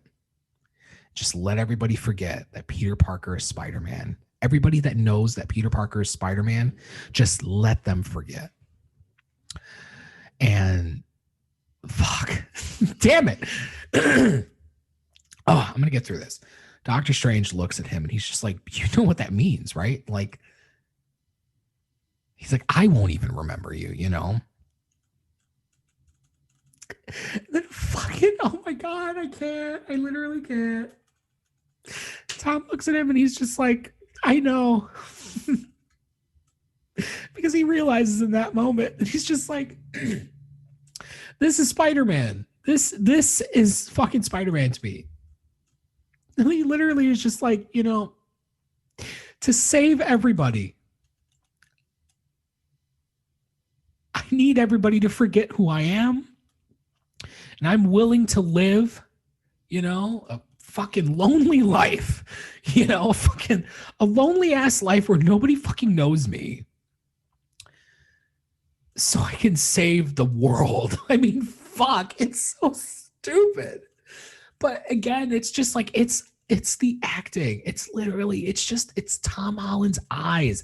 That's the thing. The most powerful thing that you get from someone's acting in a movie is when you can look them in the eyes and you can believe what they're fucking saying. And I literally believed in that moment that Tom Holland was willing to give it all up just so he could fucking save everybody. This is so stupid. So stupid.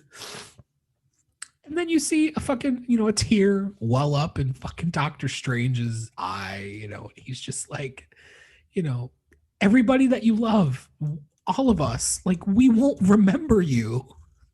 Oh God. Then, you know, and Peter says, I know. And then Doctor Strange tells him, like, you know, now's the time that you need to go say goodbye. If there's anybody that you have to say goodbye to, now's the time. So Tom goes down to Andrew and Toby, and you have all three Spider-Men say goodbye to each other, and, you know, and Tom's just trying to find the words, you know, to be able to thank Andrew and Toby. And Toby stops him. He's like, it's all right. You know, it's what we do. We understand. If there's fucking anybody in this world that understands what you're going through, it's us. We're fucking Spider-Man. We're all three of us. We're all fucking Spider-Man. We all understand. We all understand what it is that we give up, you know, to save everybody else. What we have to sacrifice to save the world all the time, over and over and over again. If there's anybody that understands, it's us. You know, the toll that takes on, you know, on Peter Parker's life. So they say their goodbye, and there's a really, really nice moment where all three of them hug each other, and it's just like, this is so stupid. This is so stupid. Oh my God, I can't fucking believe this. It was just, I don't know why it hit me, but just like seeing all three of them hug each other, and just like, you're just having fucking 3 universes, you know, you're having like 20 years of movies just come together and fucking hug each other. Like, oh my God. Oh, fuck. I'm a mess. I need to end this. Oh, nervous laughter. Anyway, so they say their goodbyes, they hug each other, and then, you know, Tom goes to MJ and to Ned. And he has to say goodbye to them, which, fuck. All three of them in this scene, it's just I don't know, man.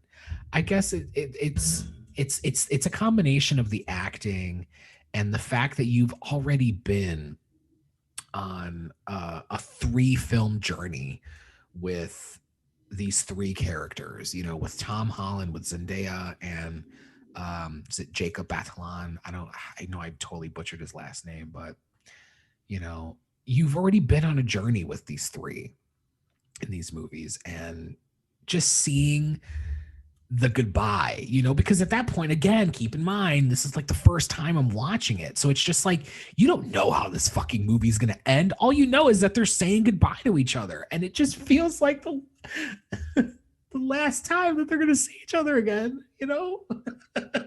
He's going to continue to go on and fucking save the world, and they're not going to know who he is. Oh my God.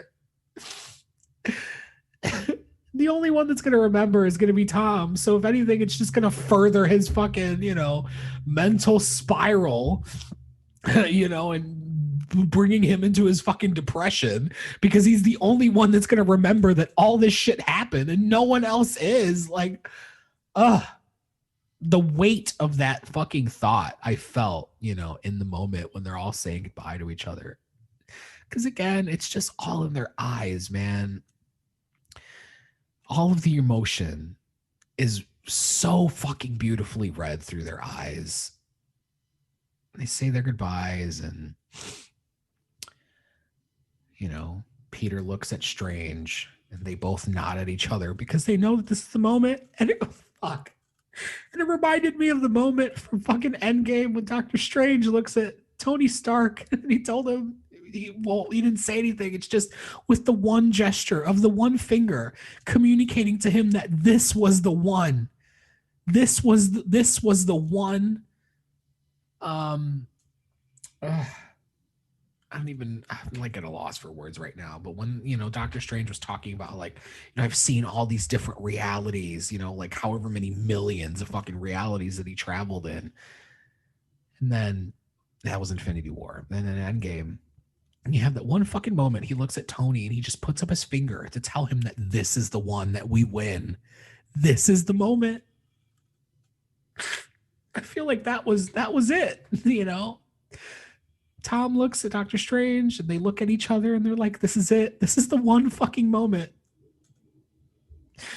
And I know that they're going to come. It's a thing. Like, I'm getting all fucking emotional for nothing, because it's like, they're all going to come together again. You know, like, this is, you know, it's going to be written in some fucking way, you know, in the future, in a future movie that, you know, like Spider-Man will probably be in the Avengers again or whatever the fuck, you know, something will happen that will bring it together later. But just for right now, you know, for the near future, it fucking hit me like, fuck, like, you know, Tom Holland's Spider-Man is really going in his own direction. You know, they're really separating him, you know, from what has been, and they're putting him in a whole new fucking, you know, on a whole new journey. And Doctor Strange succeeds the fucking spell, and that's it. Everybody's memory is wiped. They cut to a scene with JJ, you know, on his Daily Bugle show, and he's still talking shit about Spider-Man, but he's not talking about Peter Parker. He's talking about, you know, how it's just like, how cowardly is it, you know, that he hides his identity. And then you cut to Peter, you know, it's like, you could tell it's Christmas time. And then you cut to Peter, you know, he's walking down the street and he's rehearsing a speech. You know, he's like, hi, I'm Peter Parker. Hi, I'm Peter Parker.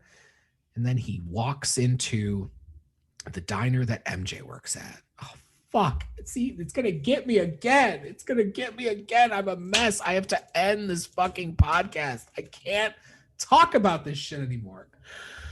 Ugh. It's literally going to ruin my day. He goes in, he sees MJ, and then Ned comes in, and they obviously have no idea who he is. You know, MJ is tending to Peter, who, you know, he's been preparing this fucking speech to her because he had told her, you know, when they're saying their goodbyes, he's like, I'll come find you and I'll make you remember. Oh my God. He says, I'll come find you and I'll make you remember. And then she's like, you better. She's like, because if you don't, like, I'll end up fucking figuring it out. I did it once, I'll do it again, you know? She's like, I'll come and find you and I'll make you remember. And he comes and finds her. Oh, fuck. And what he realizes that MJ and Ned are just in such a better place. You find out that they got accepted into MIT and they're excited. And he just sees where they are. He just sees, you know, you can tell that he sees their future ahead of them. It doesn't include him. But he's responsible for, you know, putting them in that situation. It's just like, you just see on his face that he's content with them continuing to succeed in the future that was taken away from them because of him. And now that he's been wiped from the equation, he sees that that future is very much a reality for them. And he fucking decides that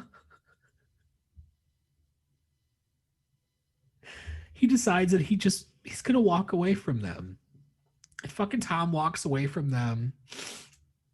And doesn't tell MJ anything. He gets a coffee, pays for it, and it's fuck Tom Holland.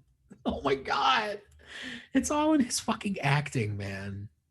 It's all in his fucking acting. Just, oh my God, I fucking can't. So anyway, he leaves the diner, and then he ends up going to Aunt May's grave. And he's paying his respects. You know, he puts a white rose or white flower on her grave, and he's paying his respects. And then Happy walks up. This was another moment that was just like so fucking heartbreaking, you know, after all that they've been through, you know, because even though it's only been 3 movies, 3 Spider-Man movies. I mean, obviously, you know, Spider-Man was in, you know, Infinity War and Endgame and, you know, Civil War, but like if you've been following all this, like, you know, the journey. Like, I felt like there's just been such a journey between Tom Holland and Happy. And it was just, it's a moment I remember. It brought me back to a moment that I remember from Far From Home, when, you know, after Peter like felt so defeated, you know, that he was bested by Mysterio and shit like that. And, you know, Happy comes and, you know, he saves him for wherever the fuck in the world he was. And then when Peter, you know, when Happy talks him into picking himself up by his bootstraps and just getting his shit together and figuring it out, there's that one moment where Jon Favreau's just standing there and he's just staring at Peter. Fucking you're, God damn it. Jon Favreau's just standing there staring at Peter and just watching him, and he's just reminding him of what Tony Stark used to be. And he's just looking at him, and then, you know, Tom Holland's just like, what? And then Happy's just like, nothing. So stupid. Oh my God. But anyway, the moment at Aunt May's grave reminded me of that.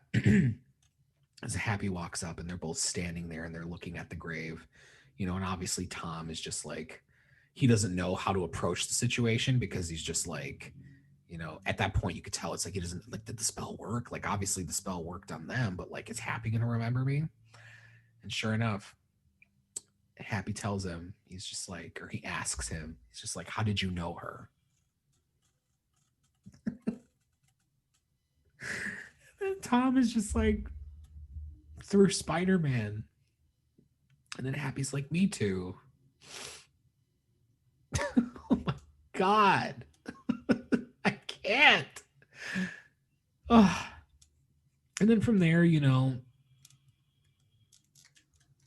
you get a glimpse at, you know, now, now Tom Holland's Peter Parker. Oh my God. Now Tom Holland's Peter Parker is being brought into just a life of, I mean, how was the best way to say this? These three movies, like the events of these three movies, literally made Tom Holland's Peter Parker grow up. And it's all shown at the end of the movie. It's like you're getting glimpses of it. He has his own apartment.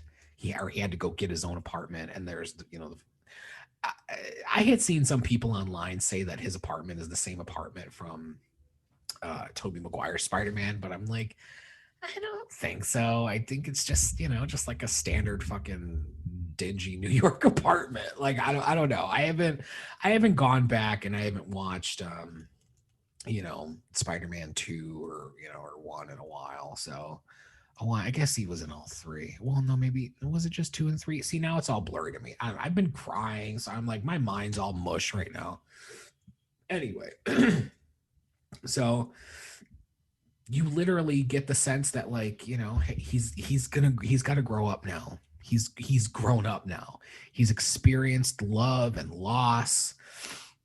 And he has no fucking family to turn to, and now he has to just be independent, and he's just going to be his own independent Spider-Man. And now he has to be that Spider-Man that literally has to carry the weight of everything that has happened before he stepped into that apartment. He has to live with the weight of all of that without anybody knowing that it fucking happened. Anybody. It's just like, it's insane. It's literally insane. And then, you know, you have the closing where he makes a new suit. He isn't, I guess, gonna, you know, use the Stark technology suit. And the suit, fuck, this got me too, damn it. The suit is literally the, you know, it's more reminiscent of the OG Spider-Man suit. And I don't know, you just got like there was a sense of wonder about it as he's swinging through New York wearing his new suit. And you just got the sense of like, all right, like it felt very much like these three movies were building up to like a Spider-Man Begins moment. You know what I mean? It's like where we had Batman Begins and you're showing like the inception of fucking Batman and whatever. It very much felt like this trilogy was all like the backstory. Like it was all just fucking backstory for, you know, for Spider-Man, you know, because he wasn't Spider-Man, you know, he was just a kid that had abilities and wore a spider suit. But you just got the feeling, you know, as he's swinging through New York at the end wearing his new suit, that it's just like, now he's Spider-Man. Oh my God. And he's been through all this and now he's finally fucking Spider-Man. Oh my God. Anyway. So the movie ends. The movie fucking ends. All right. I'm going to breeze through the rest of this now. The first end credit scene is fucking Eddie Brock. It's fucking Venom. Well, it's Eddie Brock. You know, it's because it's like if you say Venom, then, you know, you think of, you know, seeing Venom the creature. But it's Eddie Brock chilling in Mexico, still in Mexico from the post-credit scene from Venom Let There Be Carnage. Spoilers. Okay, this is a whole spoiler talk. If you haven't fucking seen Venom Let There Be Carnage and you're listening to this spoiler conversation, be warned, okay? So the end credit scene in Venom Let There Be Carnage is Eddie Brock, you know, he's in a hotel room and he's randomly fucking transported to the Tom Holland Spider-Man universe. And it's, you know, it's the moment that, you know, the spell got all out of control and shit at the beginning of No Way Home. That's the moment that now Eddie Brock was brought in, you know, they're all coming through. You know, he was one of the ones. And he's talking to some dude, you know, at the bar, and, you know, the guy's like, he's informing him about, you know, the Avengers and, you know, of the Hulk and of Thanos and the Infinity Stones. And then out of nowhere, he's fucking, you know, I don't want to say blipped out of existence, because the blip obviously is, you know, the dusting and shit. But just let's put it this way. In Venom Let There Be Carnage, that's the moment that he entered Tom Holland's reality. And in the end credit scene of No Way Home is the moment of him exiting Tom Holland's reality. But just as he exited Tom Holland's reality to go back to his own reality, he left behind a piece of the Venom symbiote, however you say it. I know a lot of people say it differently. I grew up saying symbiote because that's how they used to say it on the Spider-Man Fox Kids cartoon. So symbiote. So he leaves behind a piece of Venom. And then the second end credit scene happens. The second end credit scene isn't a fucking scene at all. It is literally the teaser trailer to Doctor Strange and the Multiverse of Madness, which I was like, see, I was kind of a little bit surprised that was actually, you know, the final fucking reveal at the end of the credits, because I had seen that the Multiverse of Madness teaser trailer had leaked online. A lot of people were talking about it, but I refused to watch it because I just assumed that it was going to be, you know, like a surprise trailer that you were just going to see in theater. You know, I was like, oh, it's going to be, you know, because like when you go and you watch the, you know, the trailers and stuff before a movie, usually a big movie that's in relation, you know, to whatever it is that you're watching will be the last trailer that you see before the movie starts. So that's automatically just what I assumed, you know, would happen. But that last trailer that was shown before, you know, Spider-Man No Way Home started, it was Morbius. So And then the movie happened. And I was like, oh, I guess they're really not going to fucking show the Multiverse of Madness trailer. And then, surprise, at the end of the movie, it's the fucking trailer. So, that was shocking. It was cool. I was pleasantly surprised. You get, little glimpses of, the fabric of reality, like basically the events that take place in No Way Home, you're basically, it leads into, the dismantling of the reality that's apparently supposed to be happening in the Multiverse of Madness. Doctor Strange seeks out Wanda. You see Wanda for a brief second. You see her in her, her new, I don't want to say costume, but, her new Wandified outfit that she forms into at the end of WandaVision. And then you get this crazed fucking look at, I guess, who's going to be the villain of Multiverse of Madness, which a lot of us have really thought it was just going to be Wanda. Like, Wanda's fucking out of control. Whatever. But apparently it's evil Doctor Strange. I don't even know what you call him. Like, what do you like? Who, like, that's the other thing where I'm gonna have to brush up. Like, in the meantime, I'm gonna have to brush up on my Doctor Strange knowledge. But what do you like? Is he like Supreme Strange? Like, what do you call evil Doctor Strange? You know what I mean? Anyway, so that has been that. Like, this has been a fucking doozy. If you've survived this long listening to the first episode of Incredidrome, you just listen to me fucking cry nerd tears at like the nerdiest of fucking moments about a movie. Like, kudos to you. You're a real one. And I appreciate you for being here. But that has been that. That has been the journey. That has been Spider-Man No Way Home for me.